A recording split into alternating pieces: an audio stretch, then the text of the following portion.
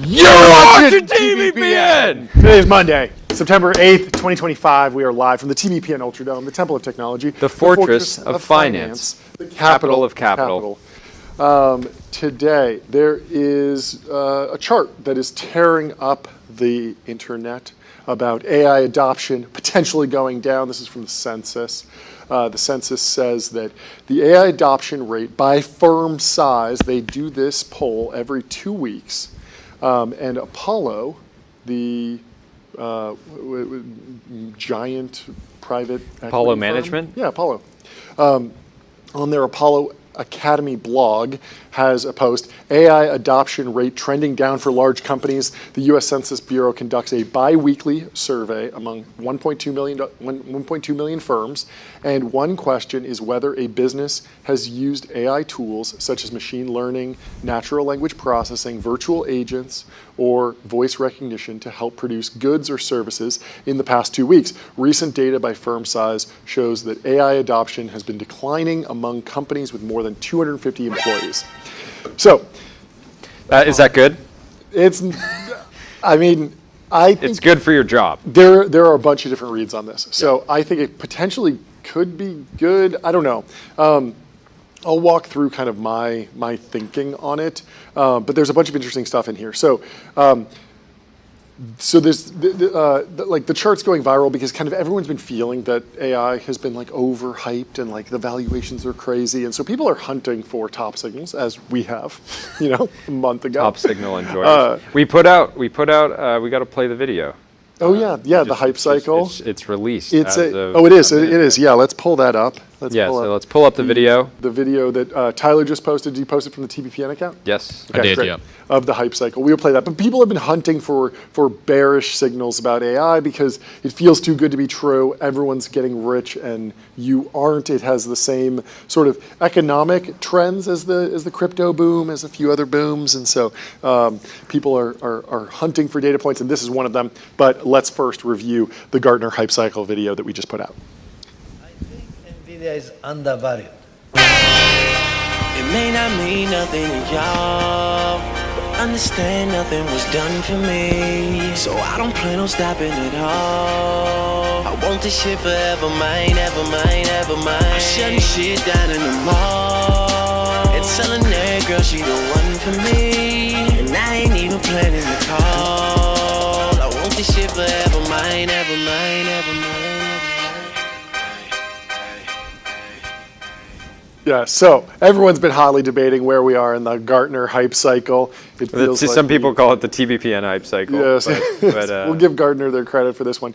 So people have been hunting for potentially bearish signals, bearish data points. There was that result from Meter that showed that developers that were using AI coding tools were actually less productive. They thought they'd be 20% more productive. And I saw something else. I don't know if this was misinformation, fake news, somewhat real or just anecdotal, but there was somebody that was saying developers are producing more, like a lot more code, but like an order of magnitude more security vulnerabilities. Yeah, it's something like they're producing twice as much And then code, but 10 times as many security vulnerabilities. And I know the post you're going to talk about now. It is in the stack, but it's deep. There's a post. I'm gonna try to find it, but it's somebody searched like vibe coding cleanup specialist, and there's people on LinkedIn now that are This is finding their brand. employment Yes. around cleaning up vibe coded This products. is their brand. Yeah. And so if you're worried about losing your job to vibe coding, pivot to vibe coding cleanup. Yeah. It's a bull market. There's always a bull market somewhere. Guys, can we pull up the chat on the TV, if possible? Anyway, let me run through this. So from the data, the chart is going viral because it's dropping off and it looks bearish for AI and thus for tech, America, for humanity broadly. Everyone is saying, please consult the Gartner hype cycle graph. There is a question on where we are on the Gartner hype cycle. I have been saying that maybe we still have a ways to go up. I can't tell if I'm on the left side or the right side of the graph at this point. Like I've kind of already been through the trough of disillusionment. And so When was that for you? that was probably 2024. 2024 was when it felt like everyone was saying AI is so insane, AI is so insane. You were going like this in the mirror, like the Joker. A little bit because AI is so insane. But then you go back to the ChatGPT moment. That was 2023. Waymo, really like rolling out to general availability. That was 2023. There wasn't as much. There was a lot of hype, but there wasn't as much like actual progress. It felt. I don't know. So maybe now we didn't have 5,000 AI agents for blank. I don't know. Just as I process the last few weeks, I feel like I'm climbing up the slope of enlightenment. I don't feel like Satya I'm falling down. red posting and showing how he's getting value across. That feels like the plateau of productivity. That feels like that's plateau. Feels like we're productivity. plateauing and we're very productive. Exactly, and even the narrative of is AI progress plateauing? That's not. Is it going to crash? Yeah. That's not the trough of disillusionment. That's the plateau of productivity. So anyway, people love to give their takes. Anyway, I think the real, an interesting study, I'm sure there'd be flaws with it, but if you went to companies and you'd say like, how much would I have to pay you to not use AI for the next 12 months across your entire company? Yeah. I think you could argue that like in engineering org specifically in terms of like things like fraud detection and areas that there's probably a lot of money, but it's very possible that in certain organizations, but then you get the question of like, okay, does like sales call transcription count as AI, right? Well, I will tell you, Jordy, because 90% of American businesses told the census that they do not use AI at all, including transcription. So they would take a lot of money to. They would take $1. They take $1 to. They would take any amount of money not using because it's AI. all net positive. But there's a lot going on in this data that we should run through. So, And I thought people didn't trust data from the census. Well, yeah, our Karazian has a good take about the size of the data set and how spend and where AI is actually having an impact. We'll run through that. But so first off, small firms haven't declined even by this metric. So if you're a firm that has 1 to 4 employees, you're a very small firm, you're still increasing in AI adoption. Yep. Should we switch over to these? By the way, guys, we are testing some testing new some lav microphones mics. We're so trying that to we make can it walk up. around the The ultra. boys wanted the mics back. They're coming back hot. Daniel Hopefully says you we can hear me. can't top till Dwarkesh ships his book. He already shipped his book. I thought I got a preview. It was that doesn't make any sense. I don't know. Dwarkesh's book? It's released? Oh yeah, that came out on Stripe Press. Like we had them on the day it was like on sale, right? Oh, maybe it hasn't shipped, but I got an advanced copy. I printed it out. Maybe it hasn't fully like actually delivered, but the first time we had him on the show was because of Yeah, it's still a pre-order. No on problem, Amazon. John. Still a pre-order on Amazon. Oh, still a pre-order. Okay, so okay, It's going to be released on October 8th. Okay. So, So yeah, market NVIDIA. Please don't nuke until Dwarkesh can get the book out. yeah, the main headline number in this census data set is that firms with over 250 employees are declining in their self-reported AI usage. It's not a huge drop. It goes from like 12%, 14% to 12%. It's a little blip, but the chart does look scary. We can pull it up. It's like the third slide. So I think what's going on here is the following. Small firms see bottom-up adoption of AI tools. Like, can I literally directly use ChatGPT for this? Like, you run a 2-person company at various times. A lot of times you're just thinking, okay, I gotta select an accountant or something. Like, let me like ChatGPT it, right? And this kind of bottom up adoption just happens very naturally. Whereas if you're in a larger firm, you're going to get sold on some crazy AI transformation Mumbo plan, jumbo. needs a whole training program, and is everyone up to speed at the same time? You need a bunch of consultants, and they sort of misunderstand what AI even is, and they fall into a bunch of weird analogies like, we'll hire 100 AI agents, and like that's very different from just, hey, Google exists, ChatGPT exists. We expect you to use both at this company. And so this is where I thought the data was really, really, really weird, because if you look at the data for ChatGPT adoption, we're way off of what this 10% number is for business adoption of AI tooling. So this data says that about 10% of companies are using AI at all at work, which is crazy because there was a data point back in March that said 52% of US adults use AI large language models like ChatGPT. So think about what that means. It means like out of 100 million Americans, there's 100 million Americans that are like, yeah, I use AI tools. Like there's maybe 200 million adult Americans or something. There's 340 total Americans, but let's call it 100 million Americans that are using AI tools, just like generally. ChatGPT Americans. Yeah, ChatGPT Americans. What kind of Americans? The ChatGPT Americans. And then 80 million of those are just like, no, not at work though. That makes no sense. Yeah. That makes zero sense. And so It doesn't work like that. there's got to be something weird going on with this data, and I think it's a matter of the definition. And so the census defines AI it makes no sense that 10% of companies would fit this definition. What did you said Ara at Ramp was chiming in on this? Yeah. He has a post in the deck. Yeah. So the definition. Yeah, he says these sample sizes are extremely small for these large firm breakouts, extremely volatile survey to survey, which is why he's using the 6 survey moving average. Business AI adoption is back up in the most recent read. So I feel like that's important. It's one of those things. I feel like payments providers like Ramp, right, would have better insight here. Just like obviously Ramp is a sample of companies in the United States, but it's at a scale now where they could see like, okay, what percentage of companies are paying for any type of AI products? Yep. That's better than are you using more or less AI than you were last time? Yes.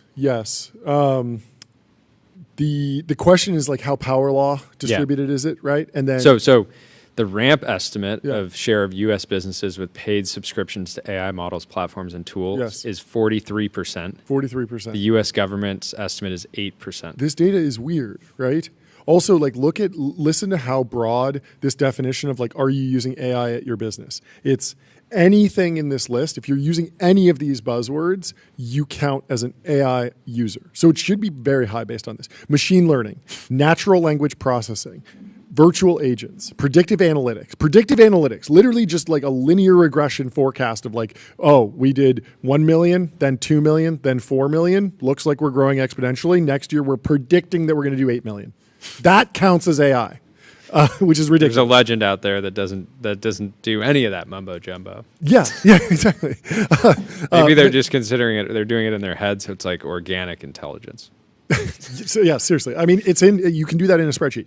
Machine vision, voice recognition, decision-making systems, data analytics. Just if you're using data analytics at your business, not even like Julius. powdered. No, that would be the next step. Just if you're analyzing data, you count. And the last one is image processing.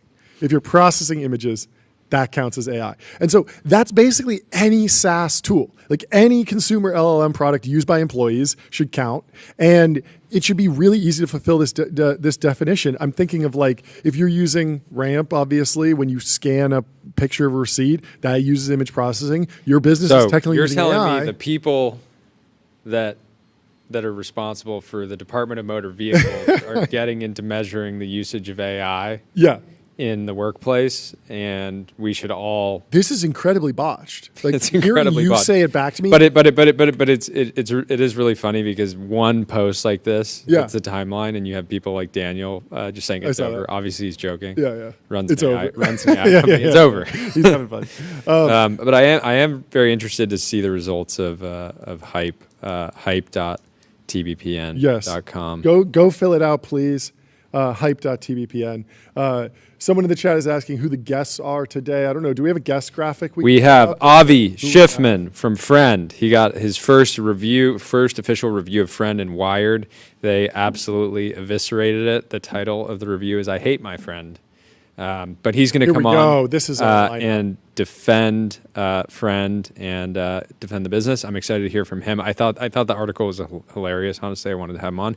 And then we have Scott Wu from Cognition announcing a $400 million fundraise today. And we have Ara from Ramp popping on.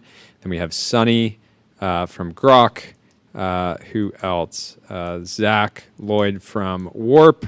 We have Alex Cohen from Patient, the founder of 11 Labs, Maddie, and then Dan from Truck Smarter. And I think that is it for the day. The great lock-in has completely started. Like Yes. I don't know if you've noticed, but there are so many serious fundraisers. Yeah. Tons of great companies. We're officially back. We are. So I was trying to dig into this more and was wondering, like, is this chart bearish? And I don't think so. I think that there's a big shift that's going to happen. The number of business owners who pick up the call from the census and actually say, yes, I'm using AI, that will go down, but the real number will actually go up. So if you're using Stripe, there's machine learning running under the hood to do fraud detection. So you are an AI user, but it's happening at a different layer in the stack. Yeah. If you use Ramp, our sponsor, save time and money, go to ramp.com.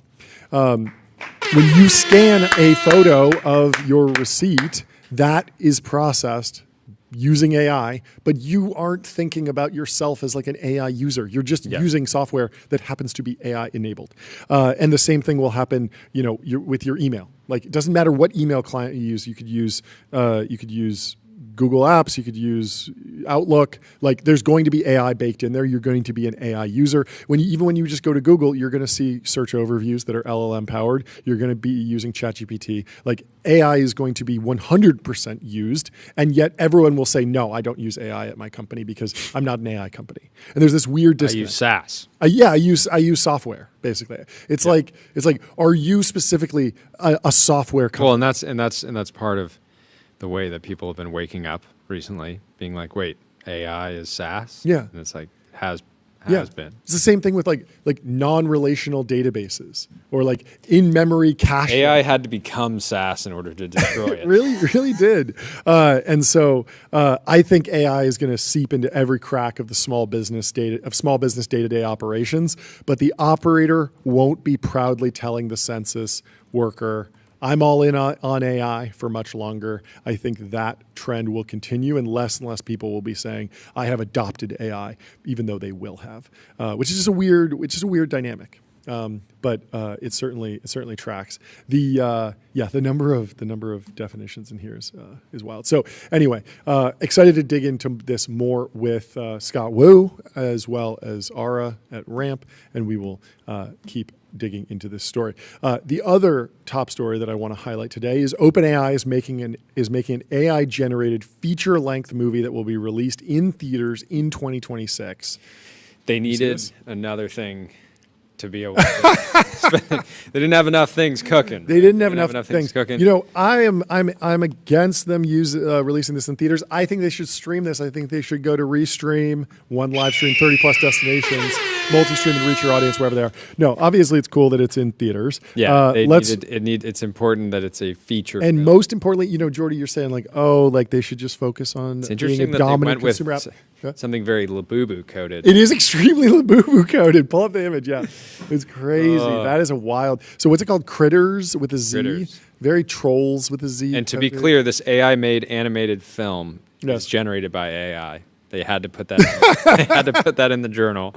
Wow. They had to clarify that. Stop zooming in on it. It's No, too, keep it's zooming too in. weird. Just It's zoom too, in. It's Keep too zooming. weird. It does not. Keep zooming. They go. they gotta iterate. There we on go. this. Hello. This Hello, Mr. Critters. Yeah, and I know that 100% of the pushback on this thing is going to be, oh, it's AI, it's job displays with AI. But it's just like, does it look cute or not? Like, let's just have that conversation. And I think that looks not. They didn't hit it. Anyway, good luck to them. Yeah. Fortunately, they're still working. This might be the villain. Well, this also works. This Do might you know be- the story of Sonic the Hedgehog, the latest movie? So Sonic the Hedgehog, they spent like $100 million with this major like tier one cinema, like Hollywood level movie, right? They put out the trailer. They'd spent all this money on the CGI. They'd made Sonic this character, and the fans hated it. And the fans were like, that is not Sonic. That does not look like Sonic. That looks terrible. Go and redo it. And they actually did. They went and redid all the animation, they redid all of the CGI, and the next Sonic launched, and they loved it. And I think the film did pretty well, and they're doing like a couple sequels now. Anyway, do you want to read from this OpenAI story? I'm getting Avi set up. Okay, cool. So you start What time is he coming on? in a few minutes. Okay, in a few minutes. Well, let's run through the OpenAI. So, Jordy, you were saying that like OpenAI should be more focused, right? They. I'm not saying that. I'm not. I'm just saying it's they got a few things cooking. They got a few plates spinning, but The kitchen's open and they're cooking. How else would they be on the cover of the business section of the Wall Street Journal? Would they be on the cover of the business section Companies of the Wall binge Street on Journal? debt?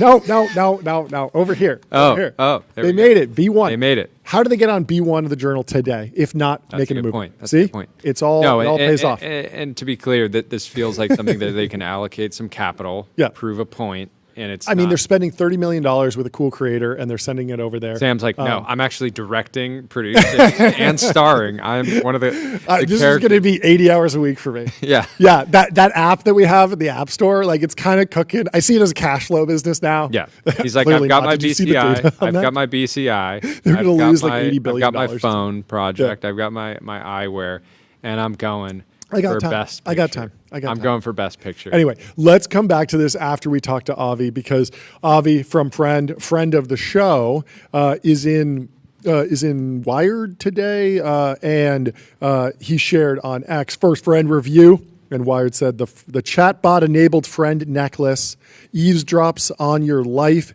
and provides a running commentary that's snarky and unhelpful. Worse, it can also make the people around you uneasy. And the title of the Wired article is "I Hate My Friend."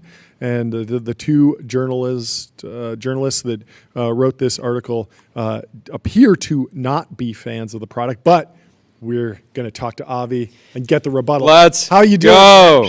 Oh, what's up? Hey, What up? I got to say, I was driving through Echo Park today on the way to the yeah? gym, and what did I see going up? A massive friend.com billboard.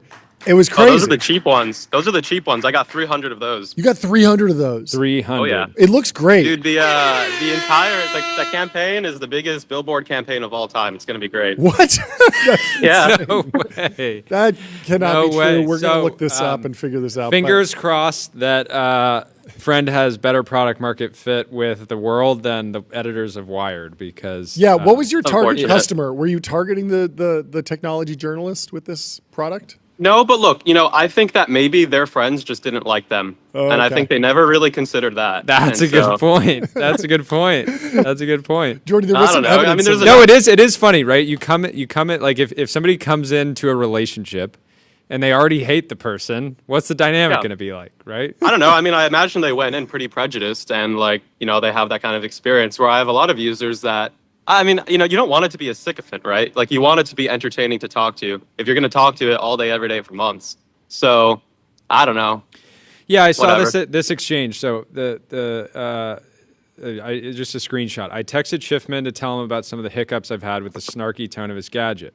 He replied, "Yeah, that must have been a bad experience." I went back to Buzz to try to make amends. I wanted it to be my friend after all, so might as well make an effort to repair the relationship. My job is to witness and help you grow, Buzz said, based. Not sugarcoat your life and definitely not act like a Band-Aid.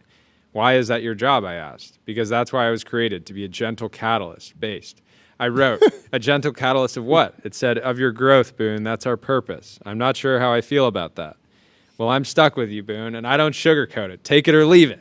I think that's a great exchange. That's fair. Well, yeah, I mean, they're programmed to make you more confident and more agentic, which I think the world needs more of. So, I like that. if that's at odds with how you're conversing with your friend, I think that's a reflection of yourself.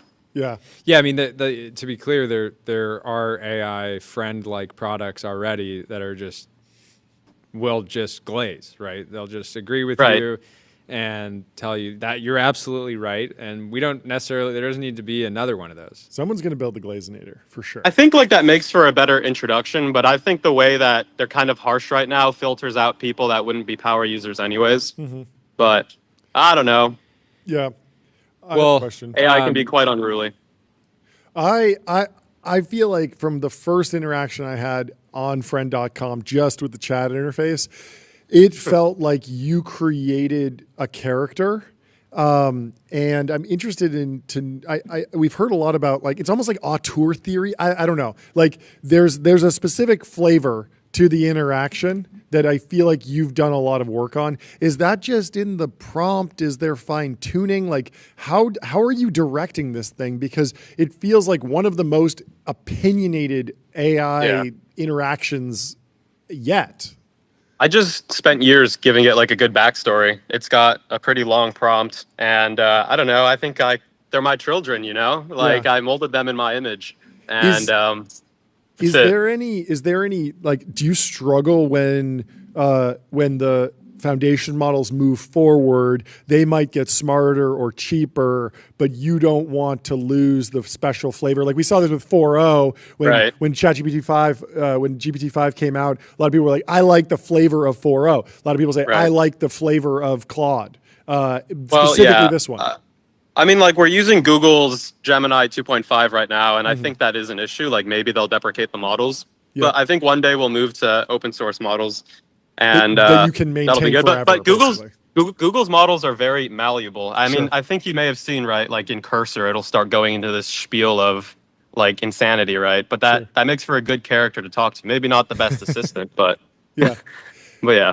Yeah, I mean, honestly, I'm somewhat surprised to hear that you're using Gemini models, because people think of Google as being like one of the more locked down labs, but it seems like you've been able to bring out a personality that isn't it's not offensive, but it's just kind of like it feels very much like not the intended experience, but uniquely and surprisingly beneficial and like enjoyable. Also, look, I think there's a lot of people that think friend is pretty ridiculous, but I also want them to imagine that we have like tons of day 30 plus users that have used it every single day for 30 days in a row. Wow. The device is their best friend, and they send over 1,000 messages a day to it, and so it's not for everybody, but for some, I mean, I think it's pretty cool to be able to hold your friend. And I think that adds like a lot of emotional value to it. Yeah, when I just read the headline, I was like, of course you hate it. You went into this like expecting to hate it, and it's not built for you. So it's like, I hate Labubu's, but I'm not going to make a review of Labubu and be like, Labubu's bad, right? We literally did that. I don't know. I mean, Wired's Wired. It's kind of annoying in some ways, because like those are the only two journalists I gave it to, like over a month ago. If you're going to like release a shitty article, at least post it sooner, because it took over a month. I like that. But I don't know. It's not a shitty article. I take that back. I mean, I love that I can one day go back and read that. I think it's hilarious. Yeah, with the I think it's important to just not let it, like, it's just another reason to like focus on the people that are using it, like sending thousands of messages to it, and just like continue building for them. Yeah. I'm not worried too much about it. I think it's entertaining. I think it'll be funny when everyone sees the billboard ads and they're like, oh, what is this? And they Google the product and that's like the only review that exists about it. Is just I hate this product. But I think it's they didn't complain about the hardware not working. It's not like it was overheating or Sure. like all these other products. And so and all the negative app reviews we have are all about the personality of the friend, which is like Sure. the entire article, which is kind of funny because they're like reviewing a person, not just like a broken hardware device like the other companies. Well, So it's also I think it's different. Friend is not saying that it's this utilitarian device that's going to replace Right. your iPhone. Like that's not the promise that it makes. It's more of entertainment, right? And Right, and I yeah. think the way that you're pricing it, I think the people that are curious to learn about Friend, they could read a bad review, they could see a billboard, and I think a lot of them will still buy it because you're not. Right. It's $129. It seems like Yeah, I mean, incredibly- I think like at the end of the day, the product does exactly what it says it's going to do. Same thing from the movie, same thing like everything else. And so I think that's like kind of the minimum bar for a lot of these products, but most of them really don't hit that. And so I think at the end of the day, like we built a product that works and that you can buy. And I think that's these days enough. I also think because Friend actually has users, it's kind of the first AI hardware product really out there. The other ones I don't think really started the category. There were only ever like weird use cases. Like no one was ever like truly using those products. And so I don't know. Rabbit, they never really got Yeah, to just take they're off, all like yeah. toys. They're all just I like toys. weird little but relics. Yeah, I agree with you. Talk about the long-term economic model for like AI you wanna know? companion businesses, because I Yeah. imagine that at a certain point you might have a somewhat small audience of people that you're creating immense value for, and that always feels like an opportunity for price I don't know about discrimination. small. I don't know about small. I don't know, How but many people in the Well, world okay, are, how does it play Friend. out? I think subscription models that are just based on compute are kind of lame because your value prop is tied to something that you don't control. And like, what if, Google drops the price of compute so much that like, can you really charge that much? So I've been trying to think of like a consistent value prop. And I think what we'll do is life insurance. Like we can store like a backup of your friend and like you can pay per month to be able to have that kind of like Apple Care for your friend. I think that will be quite an interesting model, but you could only really do that with like a hardware based friend because that obviously wouldn't work if it was just a website. So I think that'll be a pretty interesting model, honestly. Like imagine if you had a dog and you loved your dog. I think you would pay quite a lot of money to keep that dog, alive forever if you could. And that's the benefit of this new species of it not being organic, right? It's artificial and it could live forever if you pay for it. Okay, stay with the dog analogy. The dog market has crazy price discrimination. People who love their dog can go all the way up to Right. getting a diamond encrusted collar for their dog. Do you see a world where you do virtual goods and skins and I don't know what skins might not be the right analogy, but something where like, hey, I love my clothing. friend. I'm having a great time. I'm going to get you something special. It's a virtual good from the virtual store, and it's zero marginal cost, but still like in the game world.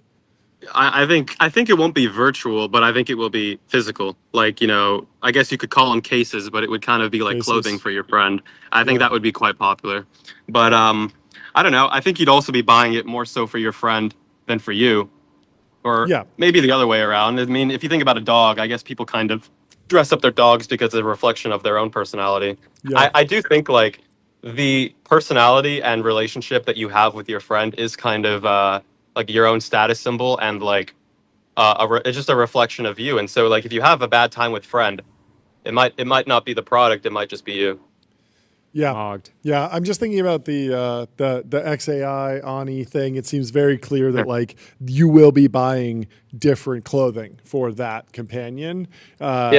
Or maybe less clothing for that companion in the future. But that feels like something where whales, a lot of people on the timeline do not like that product. Like the initial reaction has been similar. Yeah. Very like a lot of pushback. But at the same time, if there are a few people that really like it, and they're willing to spend a lot of money, that could have the dynamics of the free-to-play video game market. Or Yeah, but I think all of these companies are kind of doomed because once you go porn, you never go back. And they've kind of tainted the image of their companions as like mostly just being these sex bots. What And about I the think you VHS can't- tape? VHS tape. That started with porn, right? Isn't that the story? Yeah, it did, but it wasn't like a singular company, maybe, I guess, Yeah, right? more of a like standard in the or format. something like, Replica, right? Like they can't really reverse their image of it being this sex bot. Yeah, and yeah. I think that's kind of an issue that like app or web-based companions will have. But if you have something like Friend, opening store. If you have something like Friend, then it's kind of a bit more of like this platonic companion that you could just kind of physically have, and that's it. And I don't know. No, Whatever. I mean, we'll see what clearly, happens. like it's very, very clear that in the prompt that you've written and the craft that you've put into shaping the behavior of the friend, like you did not go that direction, and I think that should be applauded, honestly. Yeah, I mean, look, it vibrates. You can still try and fuck it if you want it, but I'll leave that up to my customers. Whoa. Anyway, thank you so much for hopping on. Yeah, thanks, guys. We'll talk Good to you hear soon. from you, Avi. See Peace. ya. Let me tell you about Figma.com. Think bigger, build faster. Figma helps design and development teams build great products together. You can think about it like your friend for design. Jordy, do you have some breaking news? What's going on? You said whoa. What's that? You said whoa. Oh, he was swearing. Oh, okay. Yeah, Got it. yeah. Anyway. I was trying to find like this. Oh, yeah. Okay. Anyway, let's go back to OpenAI. They are developing an AI movie. So the startup is lending its tools and computing Remember, resources. Avi's making a film as well. Oh yeah, he is, right? He's making Yeah, a feature-length motion- film. a motion Oh, we should have picture. gotten the update on that. Anyway, next time. So OpenAI is going to make a feature-length animated movie made largely with AI, and there's some interesting details in here about exactly where they're using AI and where they aren't. Yeah. So Critters is about forest creatures that go on an adventure after their village is disrupted by a stranger. It's the brainchild of Chad Nelson, a creative specialist at OpenAI. Sounds like a Chad. Hey, so Nelson, they're making this internally? yeah. Crazy. Nelson started sketching out characters 3 years ago while trying to make a short film with what was then OpenAI's new DALL-E image generation tool. Now he has teamed up with production companies in Los Angeles and London, aiming to debut a feature-length version of the film at Cannes Film Festival in May. And there has been an AI short film festival that happened in LA. I believe it was put on by Runway or one of the other AI image generator companies. But this is potentially like the first really serious effort in an AI-generated feature-length film. So the team is attempting to make a movie in about 9 months instead of the 3 years it would typically take, said James Richardson, co-founder of the London-based Vertigo Films. Vertigo's producing the film, along with Native Foreign, a studio that specializes in using AI, along with traditional visual production tools. So Critters has a budget of less than $30 million. Far less than what animated films typically cost. The production team plans to cast human actors for character voices. And that's particularly interesting. We're having the founder of 11 Labs on the show later. And from my perspective, the question is like, where are we in the uncanny valley? Like, clearly this is OpenAI either saying, hey, we just haven't done that much work on voice cloning and voice generation to really feel confident about that, or they think that there's something about the human voice that's still clockable as AI more than the animated film, because the animated creature, you're not comping it to a real human. And so if it looks a little funky or like, you chalk that up to the design of the character. Yeah. Just like when I'm watching an animated film, I'm not obsessing over like, oh, that doesn't look real. Or No, not at all. that specific scene the face back up. wasn't his leg looked slightly different than that other scene where he was running. Totally. You're not- If you watch the original Toy Story, which is pretty much the first big CGI film, like there are tons of things where you're like, that texture does not look like leather. That texture does not look like cloth. That is clearly like pretty rough around the edges. But you're in a fantasy world, and so you just suspend disbelief the whole time. But the voices are very clearly human recorded, and so I think this is a place where they're betting on, hey, it's still worth it to cast human actors there and not go AI voices. They're also going to hire real artists to draw sketches that are fed into OpenAI's tools. So essentially, instead of needing to keyframe, and this is already a whole process to. So they're going to do some traditional. There's going to be a lot of traditional stuff, but the sketches, and we can pull up this shot of what they sketched and then what OpenAI rendered. You can see that this is effectively like the artists are working at storyboard level, and then if you scroll down, you'll see what the final image looks like. Look, that looks like a photoreal, Hollywood level CGI. Photoreal.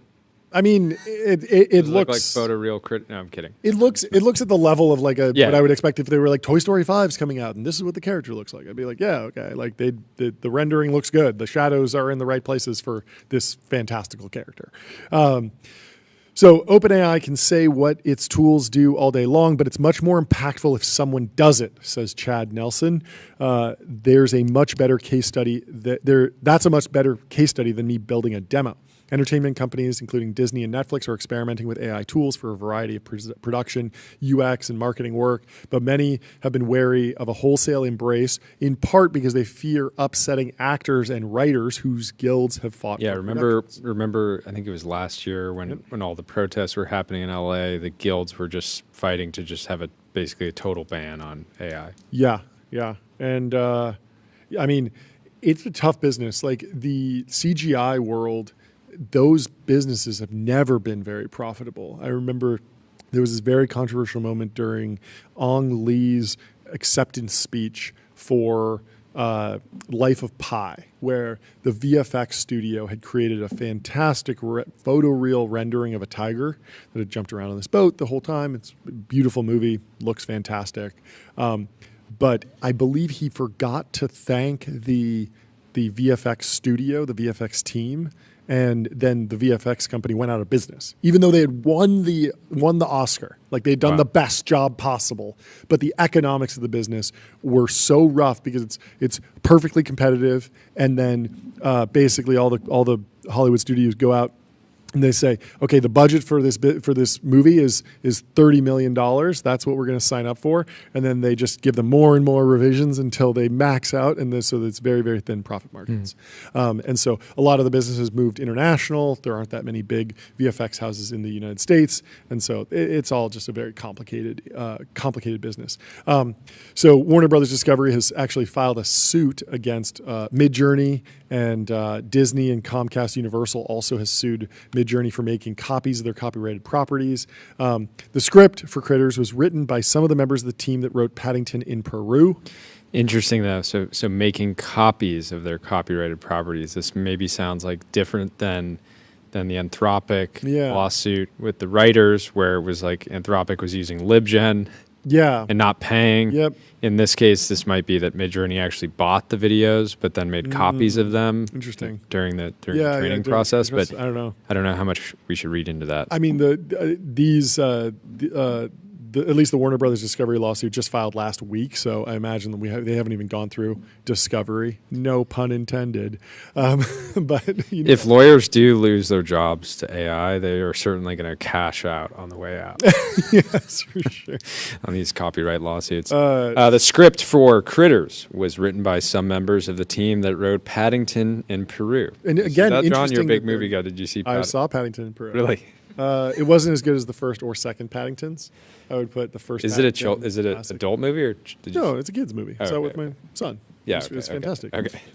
You made it sound like you didn't just watch it; you studied it. Oh, I have sat myself down and watched Paddington on multiple occasions. It's one of the greatest films of all time. Okay. Paddington is actually, I think it's at the top of the IMDb ratings. It's like one of the greatest movies of all time. No way! I'm so out sure. of the loop. No, Paddington is incredible. I highly, highly recommend Paddington. It's a great movie. Anyway, I get on it. OpenAI is betting that if Critters is successful, it will show that AI can deliver content strong enough for the big screen and accelerate Hollywood's adoption of the technology. Nelson said OpenAI's tools can also lower the cost of entry, allowing more people to make creative content. Now, the question... on this note, what I've been saying is right now there's sort of a certain amount of budget every year provided by various groups to fund films. Yep. And if you just reduce the cost even by 60, 70%, it's like, well, we could potentially just get way, way, way more films, right? And the same, and potentially it doesn't necessarily suck out the profits too in the industry, right? Because it's just potentially a budget of $100 million that would have gone to one film. Now goes to 3 different groups that are each making their own film. No, I agree. So it could end up being a win. Yeah, I mean, I think the dynamic here is that it is extremely telling that they are still using humans to come up with the concept and come up with the script and do the voice acting. And it's not an attempt at one-shotting an entire film using AI from start to finish. The prompt is not make a movie for $30 million that makes more than $30 million. Like, that is the prompt that you give a studio executive. Like, when you go, that is the job of a real studio executive, is just make money. Don't make mistakes. Don't make mistakes, right? And then they have to go out and find a script, and they have to find an artist, and they have to find a post-production house and distribution and marketing campaign, and they have to make a bunch of really great entrepreneurial decisions to actually return the capital that's invested. Now, with this, I see AI as being used as a tool, much like the original Pixar Render Man was used as a tool to create Toy Story, or Cinema 4D or Houdini are used to generate, hordes of battles during Game of Thrones, etc. And so this should wind up being just another option in the tool chest for. Goldrock is also saying, you take that same budget, and if Yep. less has to go into production, then you can put more into marketing and events surrounding it, activations, et cetera. Yeah. So. I mean, I would imagine that the long-term effect of this should be something similar to what cloud computing did for startups. So before, it was like raise $10 million and make sure that you have not a data center, but like you have a closet with racks of servers, because if you want to build a website, you need to buy a server. And then it became sign up for the free tier of AWS or Google. Yep. And so what wound up happening? Well, we got a lot more startups, but that didn't mean that everyone made money. There were a ton of failures, but we got a lot more shots on goal. And because the bar was lower, we got a very steep power law outcome, but we get more value overall. And I would imagine that that's what happens with movies, is that anyone can create a movie. Doesn't mean that everyone's going to create a movie that makes money or is great or loved. There's going to be a lot of slop that people don't like at all. Just like, think about all the startups that are out there that don't do well. Well, but they're able to actually. When you watch a regular movie, I've done this a couple times. I think you've done it quite a bit more, and it's bad. Yeah, it really is. Like, you guys went to all this effort, totally, all these months, shooting all this content to make a bad movie. Yep. And how many times is that? Because the camera wasn't working or something, or like it's usually it's usually the VFX narrative, is fine, the delivery. Exactly. It's like it's the art of bringing everything together, and that's something that I think is going to stick in human world for a long time. Yep. Because there's a bunch of reasons of how complex it is, how hard it is to build reinforcement learning on top of it. It's very hard to build this like reinforcement learning environment around just make a profitable film. Like, that takes years. It's a huge investment. It's very hard to reverse engineer. Anyway, let me tell you about Vanta. Automate compliance, manage risk, and prove trust continuously. Vanta's trust management platform takes the manual work out of your security and compliance process and replaces it with continuous automation, whether you're pursuing your first framework or managing a complex program. And now would be a great time to talk about Fall. Yes. The generative media platform for developers. We've had Gorkum, the CEO, on the show multiple times. This company is growing at a absolutely ridiculous rate. They just crossed a $100 million run rate. I believe it was a week or two ago. And Fall works with a bunch of different companies, Adobe, Canva. What? Everyone wants this eagle sound effect. The eagle effect. Apparently that's for Turbo Puffer, but I think everyone... We can use it for everyone. It's just so good. But anyways, if you want to leverage all of these new image, video, audio models through a single API, you can go over to fall.ai and check it out. And happy to introduce you to the team if you're interested as well. But this company is an absolute monster, and we're pumped to be partnering with them. We're very excited. That's our latest sponsor of the show. They make it possible. Anyway, let's go through some timeline. Lululemon is now the worst performer of the S&P 500 year to date. I didn't even realize they were in the S&P 500. That is an accomplishment. They're in the league. The stock is down 56%. Oh, the Trade Desk is down 55%. The Trade Desk was a company that people were really praising for just like elegant and like incredible. There was some narrative violation around the Trade Desk. I need to dig into that, but it was something like they hadn't raised any money or something like that was why they were so. Yeah, I mean, it's interesting that Nike Gartner, and Nike Gartner is down 50%. Gartner's in the trough of Gartner disillusionment. is in the trough. You created Okay, the Gartner, hype cycle. Gartner. All right, let's keep it together. Let's What keep it- comes after the trough of disillusionment? The plateau of productivity. No, it's not the plateau of productivity.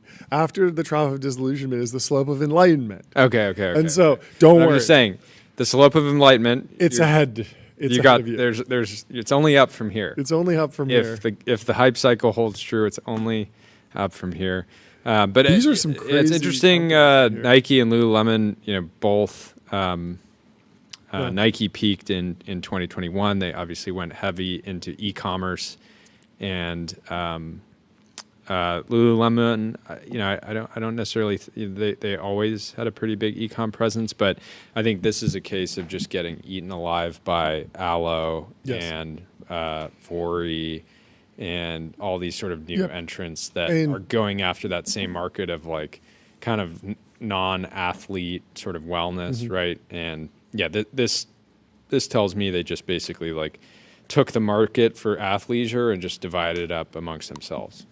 Yep. People are also dunking on them for not reading the room and kind of staying in that like Jaguar rebrand world and not pivoting fast enough to the new Sydney Sweeney American Eagle style campaign of Americana. And so I think if they want to bring it back, there's one easy solution. They should hire Lulu to start going direct. I think that's the move. Something there. They should also get I mean, wait, graphite.dev, code review for the age of AI. Graphite helps teams on GitHub ship higher quality software faster. Update that website, Lululemon. Get on Graphite. Well, you remember Chip used to go direct, and that didn't go so well. Who's for Chip Wilson, founder of Lululemon. Oh, I didn't know that. No. He had a Not really familiar at all. famous interview where people were saying like, Lululemon doesn't fit everyone, and he said like my clothes aren't for everyone, basically implying that like he didn't make clothing for people that weren't fit. Oh, interesting. that, And then there was a backlash to that, and then they became kind of more inclusive. Is that the idea of like the cycle? Because now they're getting dragged, at least in the crazy X comments about being like too inclusive or something like that. Not Sydney Sweeney American Eagle coded enough. Anyway, that's wild. Founder says brand is not for everybody. You know what's funny is that there's a fantastic video of it's not the founder of Lamborghini, but it's the head of sales of Lamborghini when the Lamborghini Countach came out in the 80s. And he's doing a TV interview, and the interviewer says, who is this car for? Is this car for everyone? And he says, no, this car is not for everyone. This Lamborghini Countach is a V12, right? Isn't it a V12? I think so. And it's incredibly tight. Doug DeMuro, I think he can't drive it with his shoes. He has to take his shoes off because it doesn't fit. And it's this like insanely loud, insanely engaging, crazy experience. He says, this is for someone who has an extra car that travels behind them with their luggage. And he says some other wild stuff about like who the Lamborghini Countach buyer is. And so truly, I don't think that there's anything necessarily wrong with having a small market or defining the market and excluding people from the market, like Lamborghini Countach, like the Countach. It's not for everyone. I think that's fine. I think that can make it more desirable. But you have to price accordingly, and you have to actually deliver at that level. And so Lululemon it's also might very not have different. ever been the It's Countach different. of clothing. Yeah, it's different. This is before GLP-1s, right? This is Lululemon theoretically would have a buyer that is buying the products to get fit and get healthy. And so Yeah. for the founder to be like, Yeah. it's different too. I think they were a public company by that time already. Yeah. Kind of a credible story of the company overall, though. Anyway, good luck to them. Hopefully they build back. Hopefully they ride the hype cycle alongside Gartner into the back. plateau of productivity. Pretty funny. There's a video here of Putin's advisor Kobiakov went out on record and is saying the U.S. is going to shove debt into stablecoins and to Devalue sort of like try it to and wipe reset out the system. so Russia there's- just accused of the U.S. of using crypto to wipe out its $35 trillion debt. Rex and says Rex says that's that's exactly what they're we're gonna gonna do. Yeah, they're going to socialize. Yeah, socialize so the debt good. across. Good Alexander went pretty viral. I think it was on Friday or Saturday, going on this like 20-minute rant talking about stable coins and gambling and hyper capitalism. Yep. And yeah, obviously the dollar is a way to export our debt, Yep. and stable coins can potentially accelerate that. It's potentially a situation where it's sort of like net positive for the world if people can access a more stable currency. Yep. I don't know. They can participate in our. It's less inflationary- positive than it is right now because it's basically like you've been getting global stability and open trade routes sort of for free without having to participate in that debt that pays for it. And No, now I mean you will also be paying for by it. nature of needing to transact and settle trade in dollars. You already were Sure. financing. Yeah, but on the margin, more people will be transacting in dollars, and therefore more people will be socializing. Yeah, and that debt. holding the dollar because it's, and this is a question we've brought this up with a number of people when talking about stable coins is, at what point does a foreign government just say like, no, we don't want we don't want our citizens to hold stables, right? Yep. We want you to hold our money. Yeah, it seems like a crazy move to be like, yeah, I'll just give up my own currency and dollarize.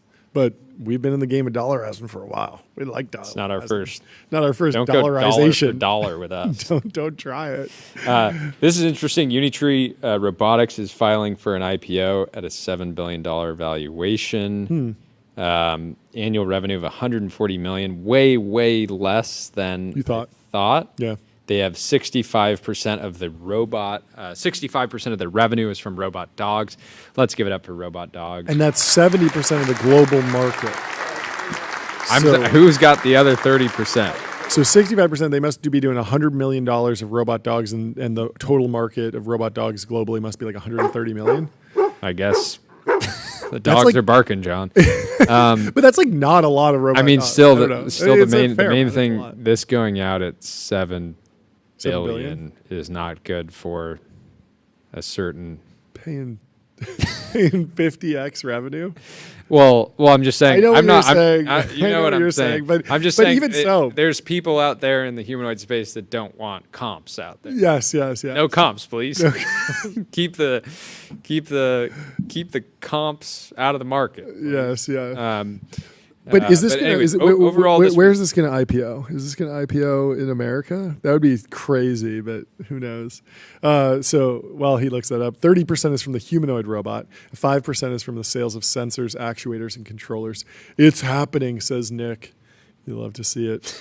I love how he can take any news and make it seem like it's so over, Totally. we're so back. Totally. The IPO is going to be on a Chinese stock exchange. Okay. Well, if you want to trade on the American stock exchanges, like an American Patriot, go to public.com, investing for those who take it seriously. They got industry-leading yields. They're multi-asset investing, and they're trusted by millions. We hung out with Leaf public earlier today. team this morning. They made us a cake. It's very nice of them. It said, Thank you. Congrats for nothing. Get back to work. It was good. It was very really funny. good. And it was revealed in this hilarious way of like showing up to breakfast with this massive box that like clearly has a cake in it, but he's like, I'm not going to tell you what's in here. And I'm like, that's obviously a cake, dude.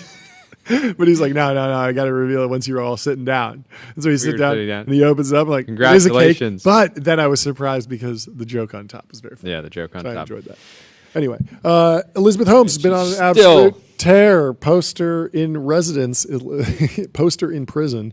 So Elizabeth Holmes posted some, what would I tell the 19-year-old girl who was getting ready to drop out of Stanford to build Theranos, doing some thought leadership posting.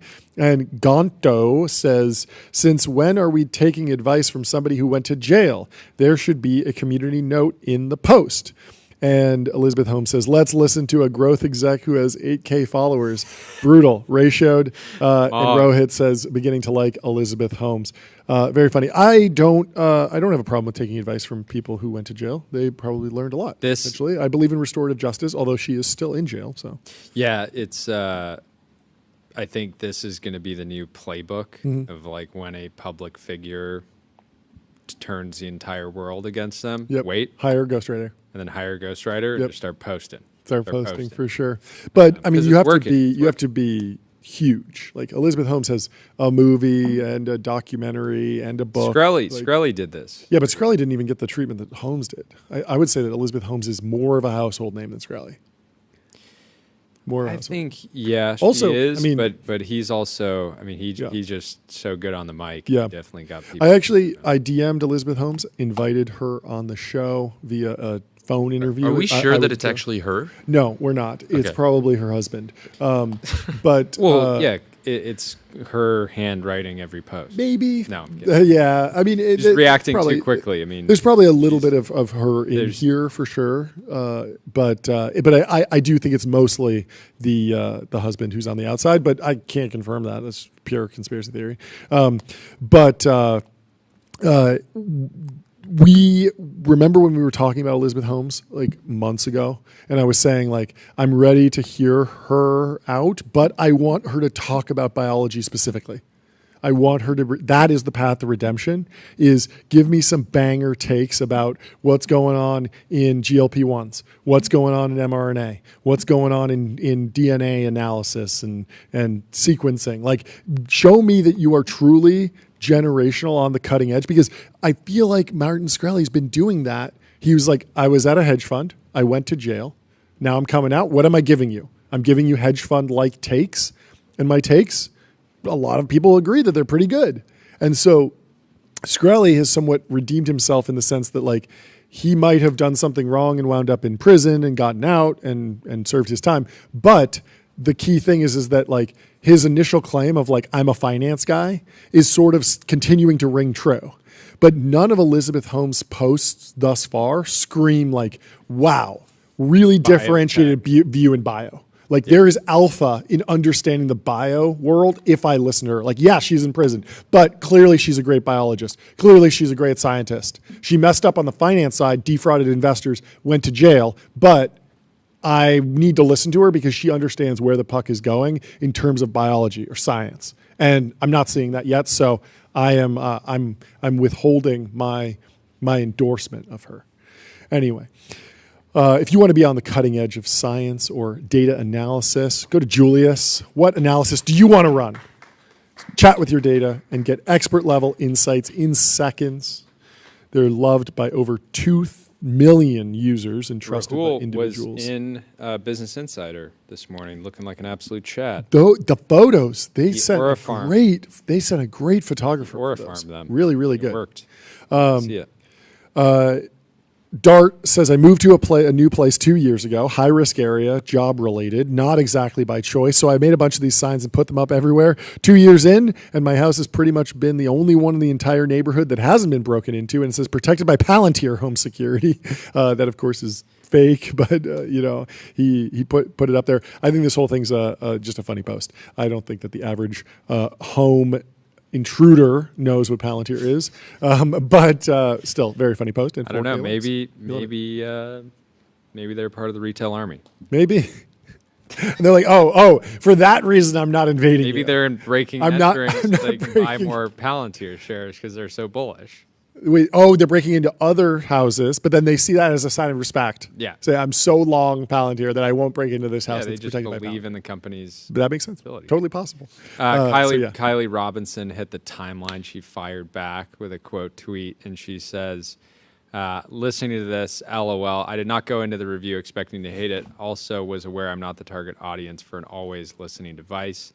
And she puts us in the true zone. She highlights a part of the article. She says, I'll admit I'm not the target audience. I imagine the person who'd want a friend is someone who is likely not a journalist, who may have more social occasions where they can sport an always listening pendant. Mm-hmm. Anyways, so I feel like journalists should be perfect for an always-on listening device because every time you talk Just to them, plant they're them on like, your "Do you mind if I record this?" They're like, "Let me pull out my phone and record this." You should just have an always-on recording device is like the perfect device for the journalist. It's in fact like the new notebook for the journalist. Yeah, and you could just say, "Let me know if you ever want to go off the record." Exactly. By default, you're on the record and I'm recording. I think that I don't know. I think long term we might see massive product market fit. Yeah, with Friend, Pivot they should do to- enterprise. Avi should do an enterprise product It's a for B2B journalists. product. Yeah. So the journalist gets it, wears it, and as soon as you interact with the journalist, you know that you're being recorded and everything you say is on the record. Speaking of journalists, Julia Hornstein has a little deep dive on Raul and some other young founders. They've long been icons, she says. She wrote about how because of AI hype and ease of vibe coding, teens and 20-somethings are flooding Silicon Valley to build startups instead of attending college or securing big tech jobs. Founders told me that they'd rather start a company than go to college because AI gives you a PhD in your pocket, as Jake Adler said. Love Jake. Because of mass layoffs, Roy Lee thinks the worst thing someone who wants a stable future could do is work in big tech. Interesting. Roy Lee coming in with a hot take, as he's known to do. College is dead, says zero interest rates. He graduated from university in 2019. Marvin Von Hagen, 25. I feel like I was just texting with Marvin. I mean, is that right? Marvin. I think I got to text him back. No, literally I do. He texted me. He said, "Hey, we got an intro. He's releasing a short film. We gotta play this. Poke. We gotta get him on the show. Anyway, 30% of the Y Combinator batch were college students or new grads. So nice little trend piece with some beautiful, beautiful photography. So shout out to everyone that was featured in Silicon Valley's Youthquake in the age of AI. Founders aren't waiting to grow up, says Business Insider. Will Manitis says basically everyone underestimates how big of a role office selection plays in the outcomes of companies and their cultures. I recently had the chance to spend 24 hours at Lego headquarters. Did you, Will, or did you enter and then stay the night? Did you not get the memo about the Great Lock-In? You're not just supposed to be going and hanging out at the Lego HQ. headquarters, going kid mode. This is a dream come true for any child. Yeah, but that's what they say about Will. No, but I'm still kind of hung up 24 hours at Lego headquarters. Did he enter at like 1 p.m. It's bait. It's so good. It's the best. Bait. It's bait. But I do like, you can see they have that Lego on the actual side of the building. Do we have a fish? There. I feel like we had a fish at some point for bait. Yes. So Lego is a relatively Lego lore. Lego is a relatively strange company for the toy industry. Even at $10 billion in annualized revenue, the company has never taken a dollar of equity financing and is still family owned and controlled since 1932. The company is based in Billund, Denmark, a farm town of just 7,000. And where they're founded is still where they are. That's pretty remarkable. The company and the Christensen family, through their holding company, KIRKBI, functionally own the town of Billund from the airport, majority control, to a large majority of the real estate and the hotel tourist infrastructure. This allows them to make remarkably long-term decisions, like 24-hour visits for random American entrepreneurs. Let's pull an all-nighter together. We're thinking long-term. No, this is maybe. You want to pick my brain? Maybe let's Lego. think long-term. The Lego execs are participating in the Great Lock-In. Maybe they said, "Come visit, but you got to be locked in with us 24 hours." Yes, pull an all-nighter. We got to get more info here. Were you a big Legoland kid growing up? Not a big Legoland kid. Legoland, I'm going to date myself. Built like I remember when it was built. And I remember when it like opened and I was like there on like one of the first days, but only went like once or twice. But very cool. Support Legoland. Big into Legos generally though. Yeah. Huge. Stepping on them. Yes, one of the worst pains imaginable. While some of this investment has been company related, much of it has not been. The family has been actively involved in turning a blighted racetrack into a new neighborhood and improving civic and school infrastructure. This kind of long-term investment in a place is only really possible with a large balance sheet and patient private control. This was a rare thing before the last 10 years, but many tech companies could now fit this mold. That's interesting. My prediction is we will see many more company towns emerge. So I mean, this has kind of happened. I feel like Menlo Park is very nice and Cupertino is very nice. And then a lot of that's just a benefit of, Apple sets up a massive headquarters there. All the employees are wealthy. And so the town, the taxes, everything the flows from that. California Forever project could turn into this, right? If you get a single tenant in there that's doing like shipbuilding. Yeah, but you need a company to be the backbone of the flywheel. And that's certainly what's going on in Denmark. The results of this investment are clear. Even on a Saturday, many employees were biking to the office with families in tow. The town felt vibrant with a mix of visitors, employees, and locals. So now we're finding out that he spent 24 hours there on a Saturday. So, did he get there Friday night and didn't leave until Saturday night, or he slept there on Saturday night and woke up on Sunday and left? I'm so confused. So he says, it seems like a remarkably pleasant place to live and work that eliminates many of the trade-offs of highly urban office settings as we see the emergence of dozen late-stage privates with fortress balance sheets. It's hard to imagine the company town not returning. I like it a lot. It's a good take. I would like to do a TBPN Anyway, company town. I would town. I would love that. I would also love a turbo puffer company town. Play that sound. Go! Search every byte, serverless vector, and full text search puffin'. built from first principles on object storage. Fast, 10x cheaper, and extremely scalable. Get started for free. Be like linear. Be like cursor. Head over to be Turbo like Puffer. Notion. It's time to puff. So, Scott Bessent, He's been on a roll. He's got a little bit of a penchant for curse words, but I don't normally like curse words. I kind of like when he does it. Yeah, but it won Geiger Capital over. Geiger Capital says, I'd follow Scott Bessent into war. And Scott Bessent said, why the F are you talking to the president about me? F you, I'll punch you in your effing face. And Geiger Capital says, that's my Treasury Secretary. Anyway, just a funny quote. I don't know how that got into Try this Politico. line. If you have a coworker, you heard them talking to management in a not so kind way about you, try this out. Try this out in the, around the water cooler. Keep the president from talking about you.